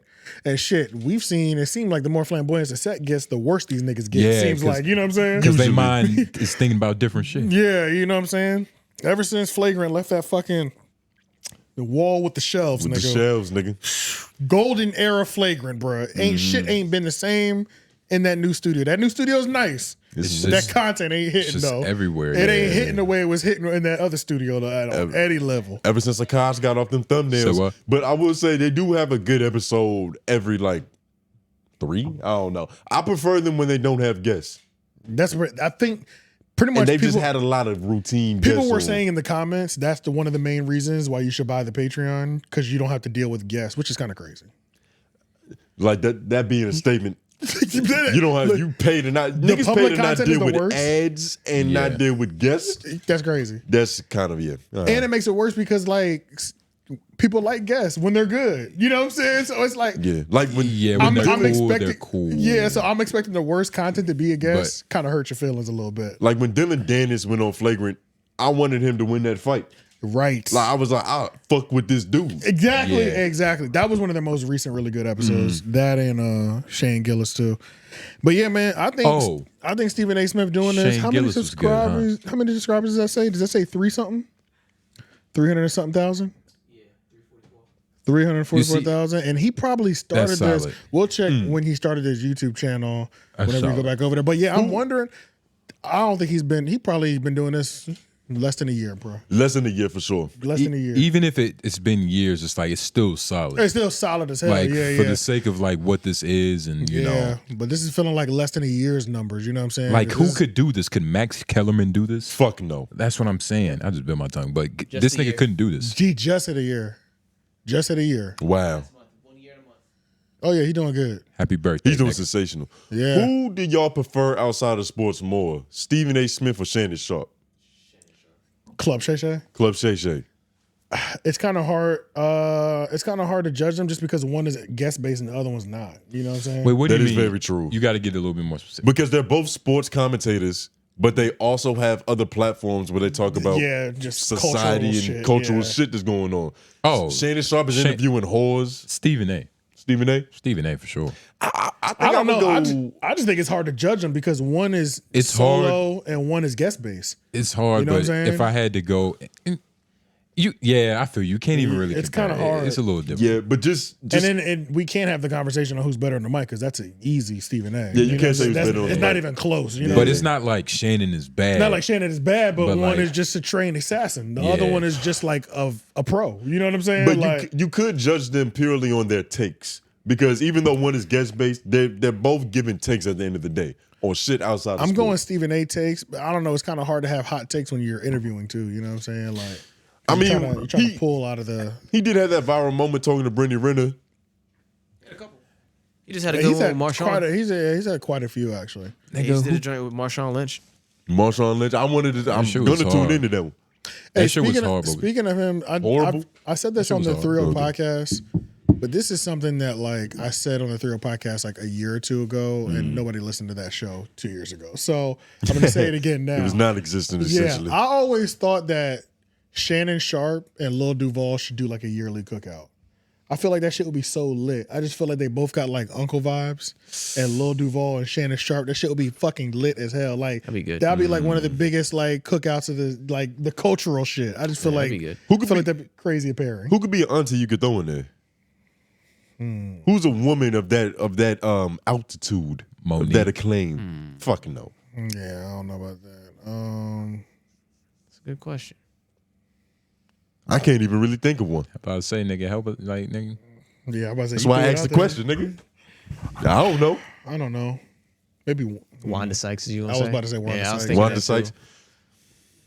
too. Wanda Sykes, but not Monique. I'm taking Nigga, Lunel what? over Monique. What are y'all talking about? I'm taking Lunel? Lunel I'm any just- day. Lunel might be a I'm little just drawing too a blank. She the auntie And that I don't. don't And try I'm. to I don't fuck know you, why though. I'm thinking That's what I comedy said, a because they're little not too even both much. comedians. One's a comedian, the One's other one's not- yeah. a But Lil a Duval made retired- you think comedy because I did too. Yeah, Fuck it. but Queen Latifah. I like her. That would that'd be rock. fire. That would I rock. ain't mad at Yeah. that actually. That would I rock. ain't mad at that. Queen That would Latifah. rock. Ooh, or MC Light. MC Light's always been my favorite. I love MC Light, bro. Do you think what's her name? Married to Papoose.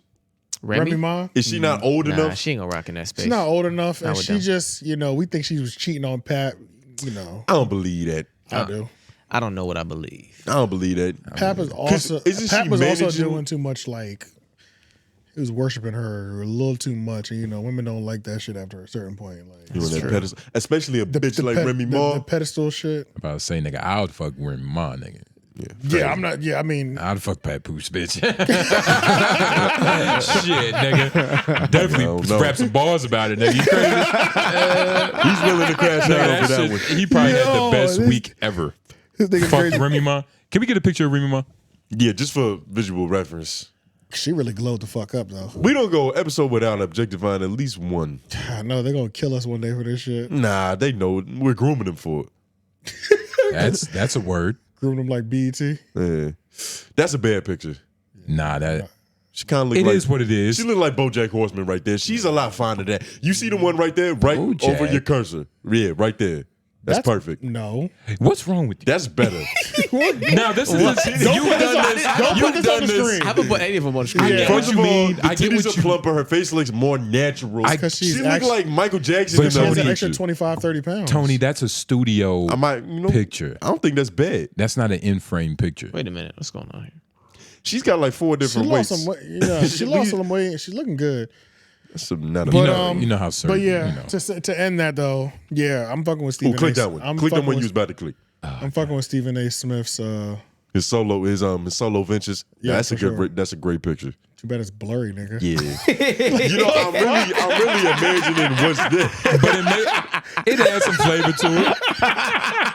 But you get what I'm saying? I see it. That shit was in 100 HD. Yeah, like, if it was crispy, and I honestly thought it was taking time to load up, but it just never reached full form. That's It good. looked crazy. Nah, Remy Ma look cool though. Yeah. Let's see. Shout out Papoose. Shout out that lucky potential brother. I'm praying for Papoose. Easy to block, Captain. Remy Ma seemed like a fun, you know. Okay. bro. Yeah. She Let's seemed like- all right, stop. You going crazy, bro. I was about to say Oh my God. Mark that shit. That's a Mark nigga's that. wife, I'm bro. taking that out. It's too You much, know it, bro. The bell didn't get hit Jesus. I was gonna second that notion, nigga. Yep. That's it, dog. That's it. I don't have nothing else. Unless y'all want to cover the flagrant Shane Gillis. Yeah, let's have another Man, let's We video. talked let's about it a little talk bit on about the that. Patreon, but we could talk about that. I Yeah. was about to say, how you feel about Shane Gillis? I was naming, he was one of the white men I named. That doesn't mean anything. I watched some Hold on, of white his, man. Jesus, you supposed to stick up for your kind. I Give was your about to other white say. men a chance. Hey, I speak. I still haven't God seen damn any, it, white. I still haven't seen any full special from him, but I did start watching Tim Dillon, Shane Gillis. Shane Gillis. Oh, man. Yeah, I did start watching just like little YouTube, little bits, Yeah, 3-4 minute bits. I saw like 4 or 5 videos. They were funny. Yeah. They weren't like, I haven't found the one that's had me like crazy. They were all at the same level of funny to me. I haven't found one that's had me like, I'm locked in yet. You know what I'm saying? Okay. Well, Yeah. But they all are at a if good you're- level of If you're funny. looking for it like that, you're probably not going to find it. You It's just not that gotta, I'm not looking for it like that. I feel like that's how it is with like all comedians for me though. It's like That's how you get into it. That's how I get into it. Like they're funny. All of them are at base level. I'm not mad when the nigga comes on screen. Yeah. But it's like they all get that one joke that have you like, hold up, I need to be tapped in with I this need to nigga a tap in little a bit little more. bit. You know what I'm saying? But you Like, see, he's that's the cunning. thing. Yeah. He hit that shit from pause. He hit it from a different angle that I was not expecting. He surprised you with a stroke, nigga. So that was crazy. Yeah. But Kept yeah, going. Fast but forward. he is funny though. He is funny. But I haven't found nothing crazy yet that had me like. I understand. Like, Yeah. with me personally, it's not really like a joke per se, but it's just It's him. it's just how the nigga talk. Like sometimes I a went joke to high that school with niggas like him. sometimes exactly. Yeah, I definitely went to high school with niggas just like him. You Yeah, feel me? for sure. 100%. Yeah, Yeah. yeah. I just thought of a nigga now. Yeah, It exactly. reminded I me. can think of 2 or 3 people that like remind me of him. They just weren't funny. But you got to watch the Tim Dillon show for sure. He has a TV show, like a sitcom. Nah, the Tim Dillon show. Oh, like the podcast. Yeah. Okay. The Tim Dillon show does sound like an early 90s sound like a sitcom. sitcom. Yeah. Yeah. It sound like some sitcom shit. Yeah. But he was on white Flagrant and He was one of the only people recently that kind of called out Flagrant for not Flagrant. Schulz specifically for just fucking up the podcast vibe in Schulz fashion, doing the most, having fake epiphanies, taking himself too serious. And I don't even think they're fake. I think he's honestly taking himself that serious. Yeah. They really said his ego got bad after he blew up. You know, one thing that I wanted to kind of... It's a weird thing to happen. One thing that I wanted to like really kind of say about Schulz that I think kind of like picks everything up, because I was like going back and watching the old clips when it felt like they was taking shots at us. And... Brilliant idiots, right? Brilliant idiots, yeah. And it was just like... When I really think about like the position Schulz was coming in, Schulz is in a position right now to where it's like I think we always forget where he got a lot of his acclaim from. Like Turn Your Phone to the Side thing, right? Phenomenal. But that was also a Netflix deal. Yep. Right? So we always got turned into that. Yeah, we always discount that fan base that comes just from that. You know what I'm saying? That gives you that, you know, when you hit a certain level of base, you got a good core. buffer. When you have a there's a certain buffer, right? So that makes it hard. And it made me think back to when he was on the Nelk Boys or the Full Send podcast. And he was like, one of the things about becoming more successful is having money and you have less issues. Because normally, you know, a lot of the things that but it's also... With a comedian specifically. But his biggest issue, I think, is that buffer. See, I feel like we force him to be funnier. I always thought he was funny with the Turn Your Phone to the Side shit. We have videos where we copied that whole thing, that format. You know what I'm saying? And they've worked for us because that format works. But that's not Schulz in his prime. That's not 10 out of 10 Schulz. That's funny mixed with good editing. Right. It's 50-50. It's not great writing. And great writing. It's not 100%. This nigga is just funny. Right. So we also got to remember that he built a lot of his fan base that came in off of a lower quality level. They're laughing easier than we used to laugh at his jokes. You see what I'm saying? I feel that. Does that kind of make sense? You think that's where a bulk of his fan base came from? I think that's where the majority of it came from. No questions asked. So you think it's more fans from that era than just Flagrant and Brilliant Idiots and his stand-up in general? Absolutely. I think if anything, I feel like if anything, they came in and matched them immediately, if not surpassed them. During that time, but also during that time, he was still dropping stand-up clips of crowd work. So a lot of fans came from the crowd work clips. Yeah. Which is where I think the majority of his fans came from. Because that was... No, I don't think majority came from that. That's part of his claim to fame. That is his claim is to that fame. like he was on the Brilliant Idiots, but then he started getting taken very seriously when he started posting the crowd work. And then he kind of changed the landscape of comedy to where... Because there was a problem, like, you can't market yourself without giving up your material. And your material is your goal. Like, you go on a roll with that. You can't say the same joke on the internet and then go say that shit in the club. So posting the crowd work shows that you are funny without exposing all your actual tricks. True, but this is the thing. Which blew him the fuck up. Yeah. It blew him up initially, but he still wasn't doing arenas. And he wasn't selling out theaters 4 or 5 times in a row until post Netflix. That's true. Post Netflix and post Joe Rogan. The Netflix thing itself. The Netflix thing itself brought a lot in there. That's what I'm saying. Not just Netflix and Joe Rogan, those were kind of running simultaneously at the same time. Where he was getting 2-3 appearances at Joe Rogan within the 3-month period. And then Netflix at the same time. COVID. He already built a crazy foundation. Okay, I hear what you're saying. You see what I'm saying? So I get what you're saying. It was a big boom. What do each Flagrant episode get on YouTube? At least 1.5. Couple 100,000. 1.5 million. Episode? Yeah, 1 million. Yeah. The episodes get a lot. The episodes get a lot. They get like minimum. They can get that way, but they're not doing a million. They get like 700K. That's what I'm saying. On average, it's like 5 to 700K, but they can hit a 1.5 million. Okay. I thought on average he was hitting a mil. No, they ain't getting a minimum million. Nah. They're still getting to a million. The average, they'll do it, but the average is probably they'll get a there million. quick because I mean, Let's if just you do say the numbers, the average is probably a million. The average is a mil, bro. But that's because of inflated episodes, though. This last one, look at these. These are recently. Yeah, the average. Can you zoom in a little bit? I can't see that. Yeah, the average is easily a mil. Easily. Okay. So pretty much, based on what I'm saying, Yeah. keep going down. We can.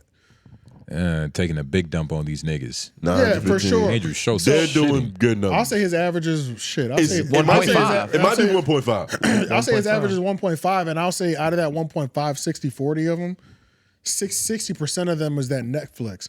I feel like he built a million. I feel like he probably built a fan base of 700,000 to 1 million people with crowd work, brilliant idiots, and first round of Flagrant. It's And not then- just one thing how he built his It's a audience. combination. That's It's how not. amazing Andrew Schulz is, and that was our point. That's not podcasting. So why stop it. he's better. No. I'm talking about the dangers of building an audience that expects less from you. That's what I'm talking about.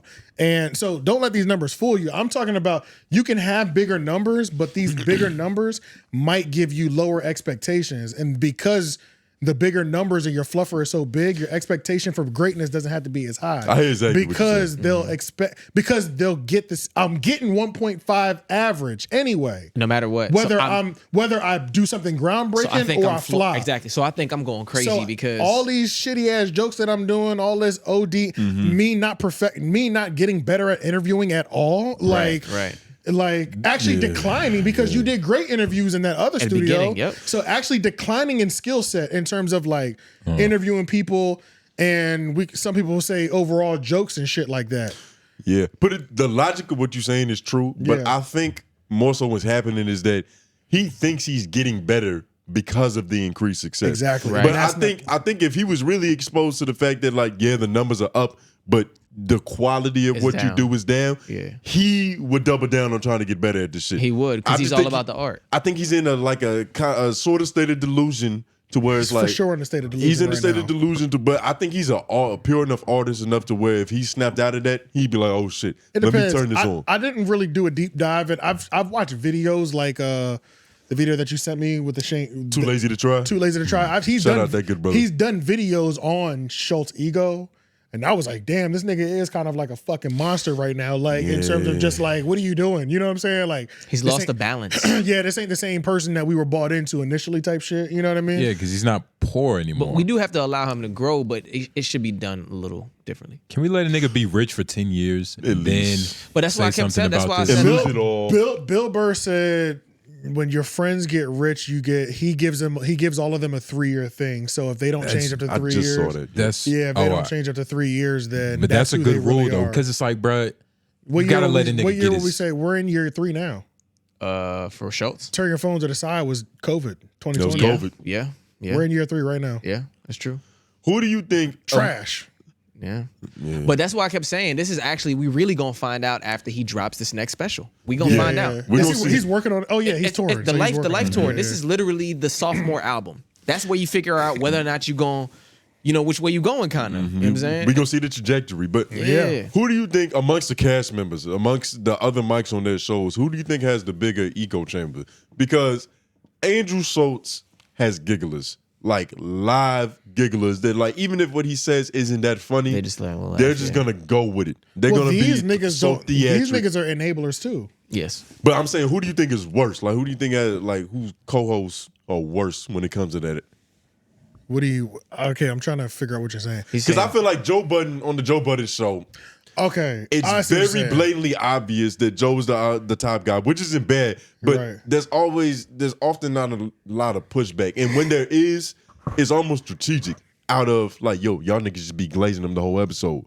So now Ice feels the need to be like, nigga, you wrong about that. Let me play devil's advocate. Okay, I see what you're saying. Who has the most yes men around them? Yeah, Schultz. Like, For sure. No, Schultz does. I think Schultz has the most yes. Schultz men for around him. sure. Yeah. Schultz for sure. They're too Yeah, predicated. because there's only so much Ice and Ish are gonna like. They're too old to be playing with their jump friend in, like that. And like, Ish jumps in a lot, actually. But I think in real Ish life too. particularly. Like, I think in real Yeah. life as well too. Like Yeah. we're dealing with like 40-some-year-old men like yeah. I that think have been it's- friends for like 20 years. It's like I think in real yeah, life, you know what I'm saying? I think in real life they suck Joe off more. You get what I mean? And check him more on camera Yeah. than in real life. I think it's So like it's that. flip-flop? I think it's flip flop. I don't. And you think that Akash and like Mark and Alex give him more pushback? Well, no, the inverse is that they give him more pushback on the show than they do in real life. Yes. I don't think he has pushback in his life at all. I don't think Schultz has any pushback in his life. Doesn't You don't seem think like so? I believe that. No, He's I getting don't. pushback from Absolutely not. He's getting it's pushback from from somebody. Charlamagne. Because think about this. All this year, But for a comedian, that's light. All this year, Schultz has been fucking interviews up on Flagrant. They haven't been good, right? Yeah. And then Shane Gillis goes, and it takes 12 months or almost 10 months of podcasting for one guest to come. Now all of a sudden, Akash and what's the name? All of a sudden, Mark Gagnon and Mark. We're all clowning Schulz on this fake hypothetical, but y'all niggas let this shit fly for 10 months. It's you know like what I'm saying? he made it okay. Yeah, it's like a safe zone now. Right. We can laugh at the shit he does. He broke the fourth wall. But the fact that your friends can't break that wall and a stranger has to break that wall before your friends can is the crazy part. But I think more so on what his point was, I think they probably do that shit off air, but there's like a hypnosis that happens when the microphone turns off. To where it's like, but then we don't want to affect the quality of the That's what I was gonna show say. by not making him appear as funny as he thinks he is. There's always a level of balance when shit is actually airing or when you actually record it. I think when everybody's it's live is different, and you got It's to a level think of balance. their careers are predicated on Andrew Schultz's success. Mark Gagnon opens up for Andrew Schultz. Akash is only a relevant comedian to me personally, and I feel like a lot of people I feel because that. of Andrew Schultz. I was thinking that too. I was thinking Schulz changed a lot of their lives. For sure. Literally. For sure. Yeah, for yeah. sure. And I do think they still think the nigga's funny. I'm sure they actually have real genuine laughs outside of this shit. Absolutely. I bet Even you, on the I bet you- pod. Even on the pod, but Even I on bet the you, pod. I bet you When outside there's of the no pod. guest. But I bet you outside of the pod, when there's no guest and they're outside of the pod, I bet you they have the fucking best time in the fucking world. You know what I'm saying? But when it's put into this format, it just turns into let's be flagrant. Like, let's not And- put Beyonce in a muddy light. You think I like Mark, yo. I like Mark Gagnon a lot. He's growing on me. And he has a good podcast. his podcast He's growing is on. fire. He has a fire podcast. Fire, the Campfire something show. Camp Gagnon. Camp Gagnon. Camp Gagnon. Shit's Pause. Fire. That sounds crazy. I wasn't really pressed on his stand up. When I went to when go he was see there, him live, I was like, this I was is there with alright. you. But He might have had an off night, but he might have had an off night, feel me? but I'm fucking with the podcast heavy. Yeah, though, the you know what reason I'm the saying? reason that night didn't fuck me up is because I literally think the dude before him did so bad. I think he just came out. Yeah, you did say that. You think he was trying? He didn't even. He did more time than he was supposed to because the other nigga sucked. The other nigga sucked. He came out and like went for 5 minutes off top, like off dome. Yeah. and then He went was into the set, and it got funnier toward the I end. think they did kind of rush the other dude dude before off, him off. yeah. So he finished his time slot, then jumped into his So material. he had to come out swinging. He did. He had to come out and make He shit had up to- first. He had to come out with more material than he originally had planned. So Exactly. you got to freestyle a little bit to begin So with. yeah, that's why I'm not holding that against him at all. Yeah, Yeah, I'd watch him again. Yeah. But And you've seen him funny before, so you can trust that he's capable of doing that. But you know what's funny is like his podcast is so good. He's not funny. He's just a great conversationalist. So like he's young too. And his selection of guests. His selection 10 out of 10. It's like it hits every time. It's almost like never seen any of them. Like I recognize like maybe one or two people. Bro, y'all are like the Most of same people age. Most of the people that I seen, I'm Russell like, Mark? Yeah, I don't y'all are know. like the same age as Mark. My fault. Go ahead. What? But like most of the people that I looks seen, older. I'm like, I think it's this Goldilocks hair. Yeah, he's Yeah. 27. So Oh, he's young. 27. Yeah. Goldilocks But hair. he got 3 years on us. What is? But yeah, so I think Schulz is stuck in the echo chamber of yes men, and I think it shows that I think it's Everybody might be. Everybody around them might be in delusion. Like it might not just be Schulz. They're all in delusion with each other. In unison. Oh yeah, for sure. That's a possibility. know. Yeah. That's a possibility for sure. Yeah. Nobody's sure. telling Akash he got to work on his shit. Nobody telling fucking the black dude. What's his name? Alex Media. Alex Media. Nobody telling him to fucking Speak. be better or do whatever he does. He's gotten a lot better. I fuck with Alex too, though. Alex is in the prime of whatever role he's played right now. Yeah, he is. This is the best He he's is. ever been. It's taken a long time to get there. Because at first, like it was weird. Like him being on the show was probably one of the most natural things that happened. Because like he was there, he would chime in every now and then and say Him some being on shit what show? on Brilliant Idiots, on Flagrant, just Yeah, him, all the shows. him even Still don't being like him. mic'd I up. still don't like him on Brilliant Idiots. I'm not gonna lie to you. Charlamagne, the guy, disagrees with everything this nigga says religiously. Like as does. soon as Alex is Low-key. starting to utter a point, he's Hey, like, look, nah, I ain't gonna lie. nah. He shuts that shit right there. Bro, I ain't gonna lie. I be on Charlamagne's side. I be like, shut this nigga up, bro. I be like, where is Chris at? Like, I love when Chris comes on. Yeah, When I Chris like Chris on, too. it's like I enjoy it because he's funny unintentionally and intentionally, and I he's like- insightful. Bro, I just like that he can. I know we're gonna go to left. You know what I'm saying? Because it's braids. I know that. But I do also appreciate at least give me the facts real quick and then let these niggas go left. But like sometimes it does get annoying when like they don't let him speak and it's just like I don't want to hear you just go left. I want to at least have a solid. He creates good foundations of knowledge. You know what conversation, and he's actually very good at presenting information. He's great, but I mean he's like a book writer and everything. So he's like he's concise economy of words. Yeah, he does that. You know what I'm saying? Nigga, a journalist. Yeah, Charlamagne don't fuck with that nigga. He don't fuck with that nigga on the show though. Not Chris. Alex, and I ain't mad at the shit. You know, because I really don't be like every so often he gets one where I'll be like, oh yeah, I needed you there, but I never feel like I need him there ever. And I want to feel differently, but I just don't, bro. I don't. I really don't, bro. I feel you. I tried, dog. It's like he's more necessary on flagrant than really needed. For sure. 1,000 That's times. a fact. That's a fact. I already got to deal with Taylor. Yeah. Taylor is a necessary evil. It is. Yeah, but that's what I'm saying. It's like I already got to deal with Taylor. So by time he comes in, it's like you already got no fucks to give. Like, I got no fucks to give. I got the two. Taylor took my fucks. You know what I'm saying? She took all them fucks. She took all my fucks away already, bro. Like Chris came in, laid the foundation. Taylor gave all my fucks, but you are completely unnecessary at this point. Like, stop talking. Yeah. Like, you know what I'm saying? Like I'm depleted. The fucks to give. The fucks are already given because I have to. She takes them all up, bro. I'm sorry. She fills that role, bro. Damn, all of y'all feel that way about Alex? No, I like Alex more than him, but I do agree that he's just not as necessary. He's not. It's just not. It's just there's no point he's not. And it's like it sounds like crazy, like I hate the nigga because I don't hate the nigga. It's just like I don't understand the purpose. I don't need it. I never noticed. I never understood why he's on camera and on flagrant. Not saying that because it's like really they need him now. Yeah. They need him You now. talking about where he's like on the couch and shit? Yeah, like because he's pressing more. Such a weird. He's the only person. No, because it really looked like he was on camera just to show his fits off. Just to show like he's extravagant garments. Dead ass. He got a though, haircut that week. Like nigga, come on, man. Like he was like a mascot. He would literally just be up there just like awesome. You feel me? Just chilling. Yeah. You know what I'm saying? Yo, like, you got that nigga body language yo, down. dead ass, bro. Like, yeah. And he really do that when there's a guest on. Yeah, he makes sure we see the pieces. Yeah. We see you, my nigga. You fresh. We see it. Yeah. Sometimes. Because he's one of them niggas that got money, and just because it's got, it's he got eclectic. Yeah. Gonna do something different just because it's different. Just because. Yeah, because it's the new shit or it's this designer. It's Y'all just because you had a vision, nigga, this. don't mean I share it. Yeah. You know I what was I'm about saying? to say. Yeah, so I wore it just so you could ask a question. Some outfits he put on is like, nigga, you got a stylist and you just listen to whatever the fuck I she can say. see myself doing that though if I just have dumb money like that. I can see myself getting lost for like a little while where I'm like, you trying to see like, where you can go with the try all the styles that you couldn't afford with the before. design. You know what I'm your saying? full range. Yeah, man. Because that's the thing too. It's See like myself in a different light. niggas like we all have our style, but our style has always been catered to what you could afford. Facts. You Yeah, can't. for sure. You're like, Facts. you know what I'm saying? Yeah. Like what you there's have access to. there's so many more styles that we haven't even been able to attempt before because the niggas don't have the money for the Them shit. shit's just saved on Pinterest or something, nigga. Yeah, that ass. It's just some shit like.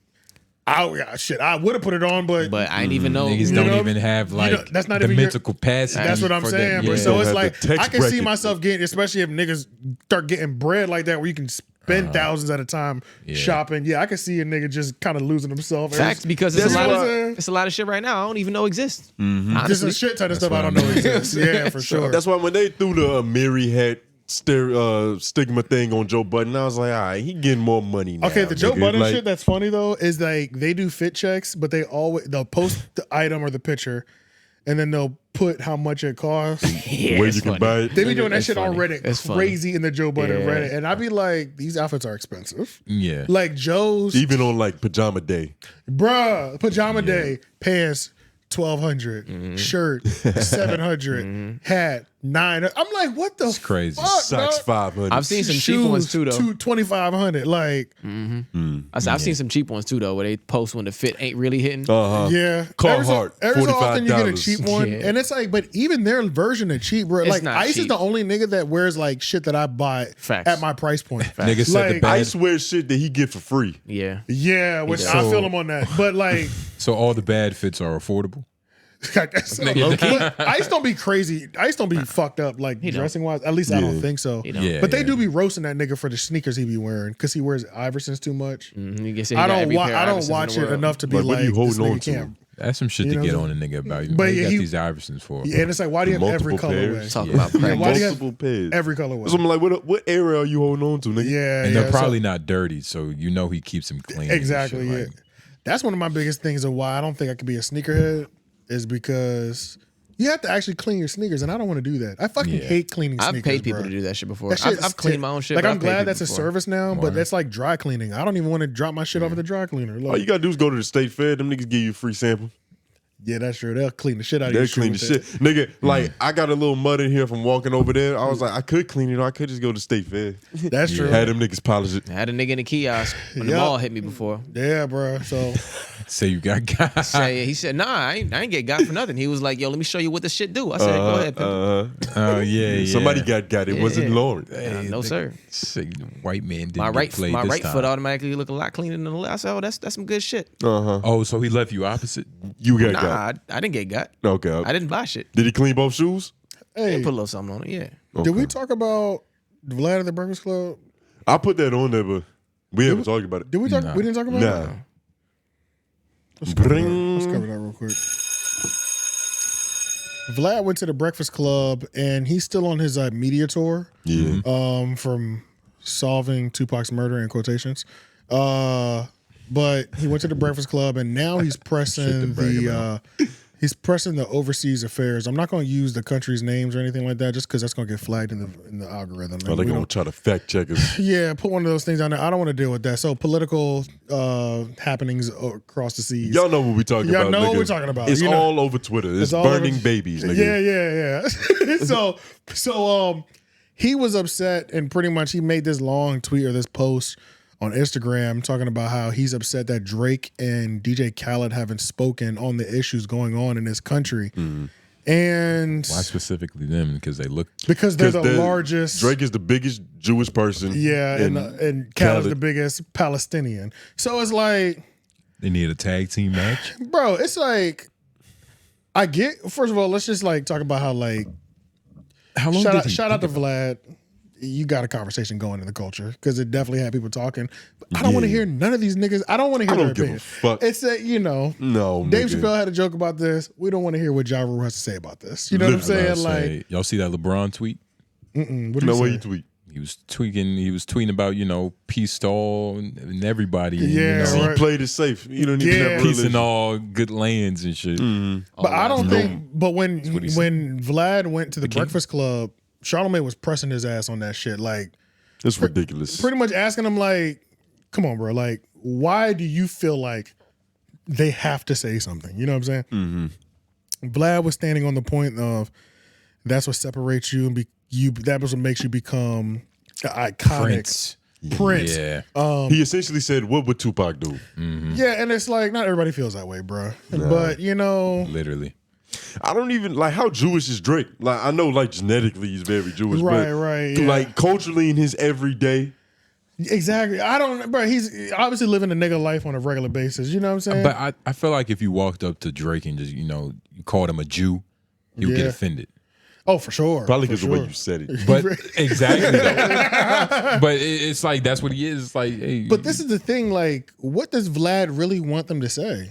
Especially because they're on both sides. So do you want them to rep for both of their sides, or do you want them to both condemn their countries? You want to cause a war? Wait, You know what how's I'm Drake saying? on both sides? He wants them to No, come. no. Each DJ Khaled and Drake. Remember? Oh, they're on like Yeah, like he called out these two people because they both represent those The one countries. and the other But side. it's like, do you want them to condemn them? Do you want them to support their countries? Like, what do you Yeah. even? What He position do you want them to even take? He wants them to Like, come Yeah. together and show unity. I I'm don't assuming. think he understands how much money these niggas are making by shutting the fuck up. Like, Right. look at what happened True. to Mia Khalifa.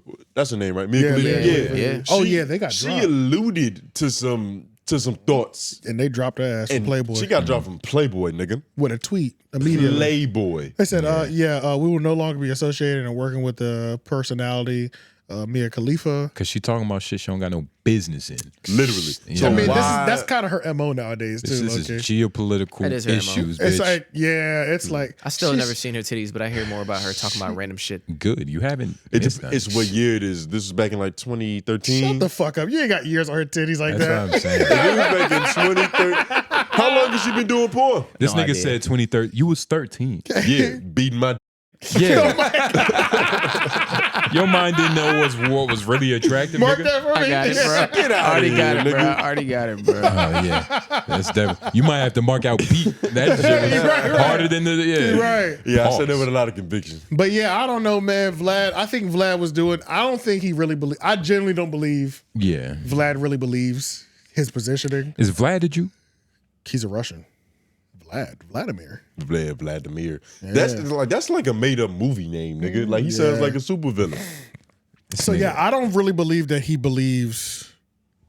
I don't believe that he really believes his even position. I think he did it. I think there's a certain part of him that just really did it just to get this, this Tupac wave is slowing down. I don't know. Let's go ahead and kick this back up. The Tupac wave might have been what really inspired it because he's thinking about like what Tupac would have done. That's true. He might really be living that right now. Yeah. But it is like the most obvious thing. Like, Drake is Jewish. Why isn't he talking about this? I didn't even know Khaled was Palestinian until now. I thought. I knew he was Middle Eastern. He's never Middle repped Eastern. that shit. That's about it. He has, but we probably haven't seen it. I don't think we follow DJ Khaled enough to know his country of origin. Did he make A-Rap money? No, that That's was a good question. Busta Rhymes. But he's more proud of his son than he is of like his heritage for sure. Yeah, that's a fact. Nigga, That's a fact. that gets marketed a lot more. I tell you, I didn't realize. I'm feeling like a lot of you niggas don't love your children the way he does. Nope. Like, Nope. yo, That nigga's an amazing father. present. He up there with LeVar Ball. Yeah. bro, and his wife too, bro. She is on point, bro. Like Assad is ahead. He's miles ahead of a lot of children. If he don't he's have gonna be- self-esteem, there's something mentally wrong with him. The Nigga. nigga He's wa- the filled nigga with so was- much love. The nigga was damn near freestyle swimming at like the age of 1. Yeah. Like they had him in the water quick, bro. Like And they he was one of those praised him like he was an Olympian. bro. He was one of those babies that like they'll teach your baby how to like not drown. Just throw the nigga in there. They be throwing the baby in all crazy. He was one of those babies, but he was swimming though. Like he'd flip over, Do a backstroke. get to air, and then he was going crazy. They're showing you what resources are supposed to do for your child. That's a fact. Exactly. That's what they showing That's the biggest thing. Yeah. But you could turn into Jaden Smith. No. That's what happens when you give your kid everything. Okay. Yeah. All right. Too There- much. Yeah. Cal is not giving his son that. He's giving him the world. But Especially he's emotionally. emotionally, Yeah, it's but really he's emotionally. But he's definitely gonna make that nigga work because Khaled works too. he's gonna make him like, work. Yeah, Khaled is yeah, like yeah. an infamous hard worker. He's gonna So make him work. Yeah, there's- shout out to Dia, man. Arabians, they do work early. Dia was working at, that smoke shop Yeah. for when That he was don't 15. count. That doesn't count. And then he They- ended up owning the shit. No, because his family owns like 7 of them, so they Regard. was grooming him to be able to manage. Pretty But much, it's same he, thing. he was Hey, working same though. shit. But he was working. He worked. Okay, same okay, shit. I get Right. you. I You know get what I to mean? you. I get to you. So yeah, but we're talking about So long story short, Vladimir, us talking about Khaled's baby is way more interested in his take Yeah. on what he has going on over there on the other side Like, of the country. please, no, don't do And this. it's They're just- probably gonna make it worse. Yeah, I just don't. This isn't. They're not the ones. Yeah. Those two aren't the ones. Should leave it to the people who live in the And that's a political really sphere. big thing to ask one of the hottest artists at the time to put their political view out there. A lot of major artists, a lot of the biggest superstars don't make it known what side. They don't endorse Who they voting politician, let alone countries, wars and things of that nature. It's too not messy. It's not messy. I'm too busy going diamond, going platinum and stuff like that. It's like it doesn't matter. It's like that just doesn't matter. What they do in the booth is not what their they lane, bro. what they do in the voting booth is what they do in the voting booth. That is not for them to influence, especially when they're getting too much money from Not all doing it. from all sides from not doing it. When you can legit cut a fan base in half. Now, the only fan base that I think you get more money in. I think if we all went conservative and we just came on here, we put an American flag back here. You get a lot of money. I think we're gonna get more money. I ain't gonna lie to Yeah. you. I think the It's a conservative cheat, ride it's a harder. cheat code. the It's a cheat conservative code. bag is kind of a cheat code. Only thing is you have to really adhere to their rules. I don't think you really got to adhere to it. You just, have to show real conservative. You I think can't we- be I think- bullshitting it Yeah, you because can't they'll be snip bullshitting it it. out. That's what I they mean will. by that. Yeah, that's Yeah, true. yeah. We gotta really like You gotta be that. Yeah, we gotta really be like that. But we that's always a backup. Pull a Hodge twins at any For sure, moment. for sure. You know what I'm Listen, saying? they was on the fucking in front of my Same. brain, nigga. Pull a Hodge twins. Just got to 'cause study the game. I think you can get more money going that way than that's the only political affiliation I think. I think you but can in get- terms of war, nigga, stop it. That is for political figures. In general, people who know what they're bro, what the about. fuck? You should be seeking more quality information. Like when I wanted to learn about this issue, I just watched Piers Morgan debate Ben Shapiro, a known Jewish person who has the knowledge. Right. Yeah. And that's just one person. Then you got to hear the other side too. Yeah, you got to hear the other side because I only heard like the poll. Speaking of these people, speaking of somebody who came out of the dark, who has been gone since he had his diddling inappropriate touching allegations, that nigga Andrew Callahan. Remember Channel 5? He was supposed to come back though. Did he ever drop that video? He came back. He dropped a video about that. And then he dropped another one last week. Was it heat? He did. The boy knows what he's doing. You know what I'm saying? Yeah. He doesn't understand when women are saying that they can have sex with him. That part he has no idea about. Because that's why he went away. Yeah. Because there was these women saying that he was pushing up on them, and he just was posted a day ago. And he was pretty much and it's M's. Like Andrew Callahan made good videos, but he was pushing up on women. He couldn't get the buying signs on whether the pussy was available or not. You know what I'm saying? He was having real issues with that. Oh shit. Telling women he has, I have a lot of followers. Give me some pussy. Like, yeah, no problem. Like, no work for this. No pimping. You know what I'm saying? And then it caught up to him. Yeah. A couple women popped out. They said it's crazy how that can catch up to you. Right, yeah. You can't mac with stats. I got a lot of followers. Suck my dick. Yeah, bro. Yeah, bro. That's Please. Shit. Yeah, bro. Maybe. Please. But yeah, he had to let that heat die down, and it died down, and he's back quietly. We don't want to hear you doing nothing else. Nah, make your videos, get back right. But he went away for a good 6-8 months, bro. He's been gone for a while. Haven't heard anything about him. Yeah, but he dropped the video, and he needed to do that. He was in crisis management. You got to let the heat die off. You have to, and then just come back Smoke with bangers. Because he was in crisis management for real. But he has a video about this said subject and both sides, because he normally covers objective news pretty well. Yeah, one of the best early for sure objective news personalities. Nigga's definitely phenomenal at what he does, and making it entertaining as well too. Hell, like bro. it just he really shows the fringe of everything he's talking about. Yeah, the fringe of society. Shout out his editing team too. Yeah, they're immaculate. I think it's just that one guy. It's a team of two. Yeah, the duo. Shout out the duo. Yeah, the duo. shout out to It's niggas, like a man. team of 2-3 max, I think. But Yeah, they're cheap as fuck, bro. yeah, They're but that's like it, us. y'all. Yeah, pretty much. But I was about to say, that's it. They're just making a whole lot more money. We appreciate y'all for another week. I'm about to say it's been a beautiful episode, man. Hope y'all enjoyed it. Yeah. Is this Subscribe. 29 or 30? 29. Doesn't matter. 29. I'm about to say we almost 30 deep. Yeah, man. Oh man, That's we a getting milestone right there. Well, we gonna do a special thing when we hit. I don't think 30 would be the special number. It's not a Maybe special 50, thing, right? but it's something. 52 would be 52. the special number. It's something to acknowledge because it's like, nigga, we 30. That's a good number right there. Yeah. We really should have celebrated on episode 26. We were 6 months in. Yeah, that made more sense. Yeah. We might have to rebrand it. We got a lot of these niggas. Give them a run around. Right. So. But hey, man, if you haven't already, check out the Patreon. It's only $5. You know what I mean? You probably just got paid. Just check it out. LOI, Homeroom, 3 Oak. Yeah. Like and subscribe to all. They've all been dropped by the time you're seeing this. Well, not LOI. Well, not LOI. Wednesday at tomorrow. 6. Yep. Yeah. But it's been a good episode. If you like it, share it. Mom, dad, granddad, niece, nephew, all that good shit. It's been good. J Nobles. Tone Groove. AJ the Menace. White man behind the boards. Yeah, but We'll see y'all next week. We out.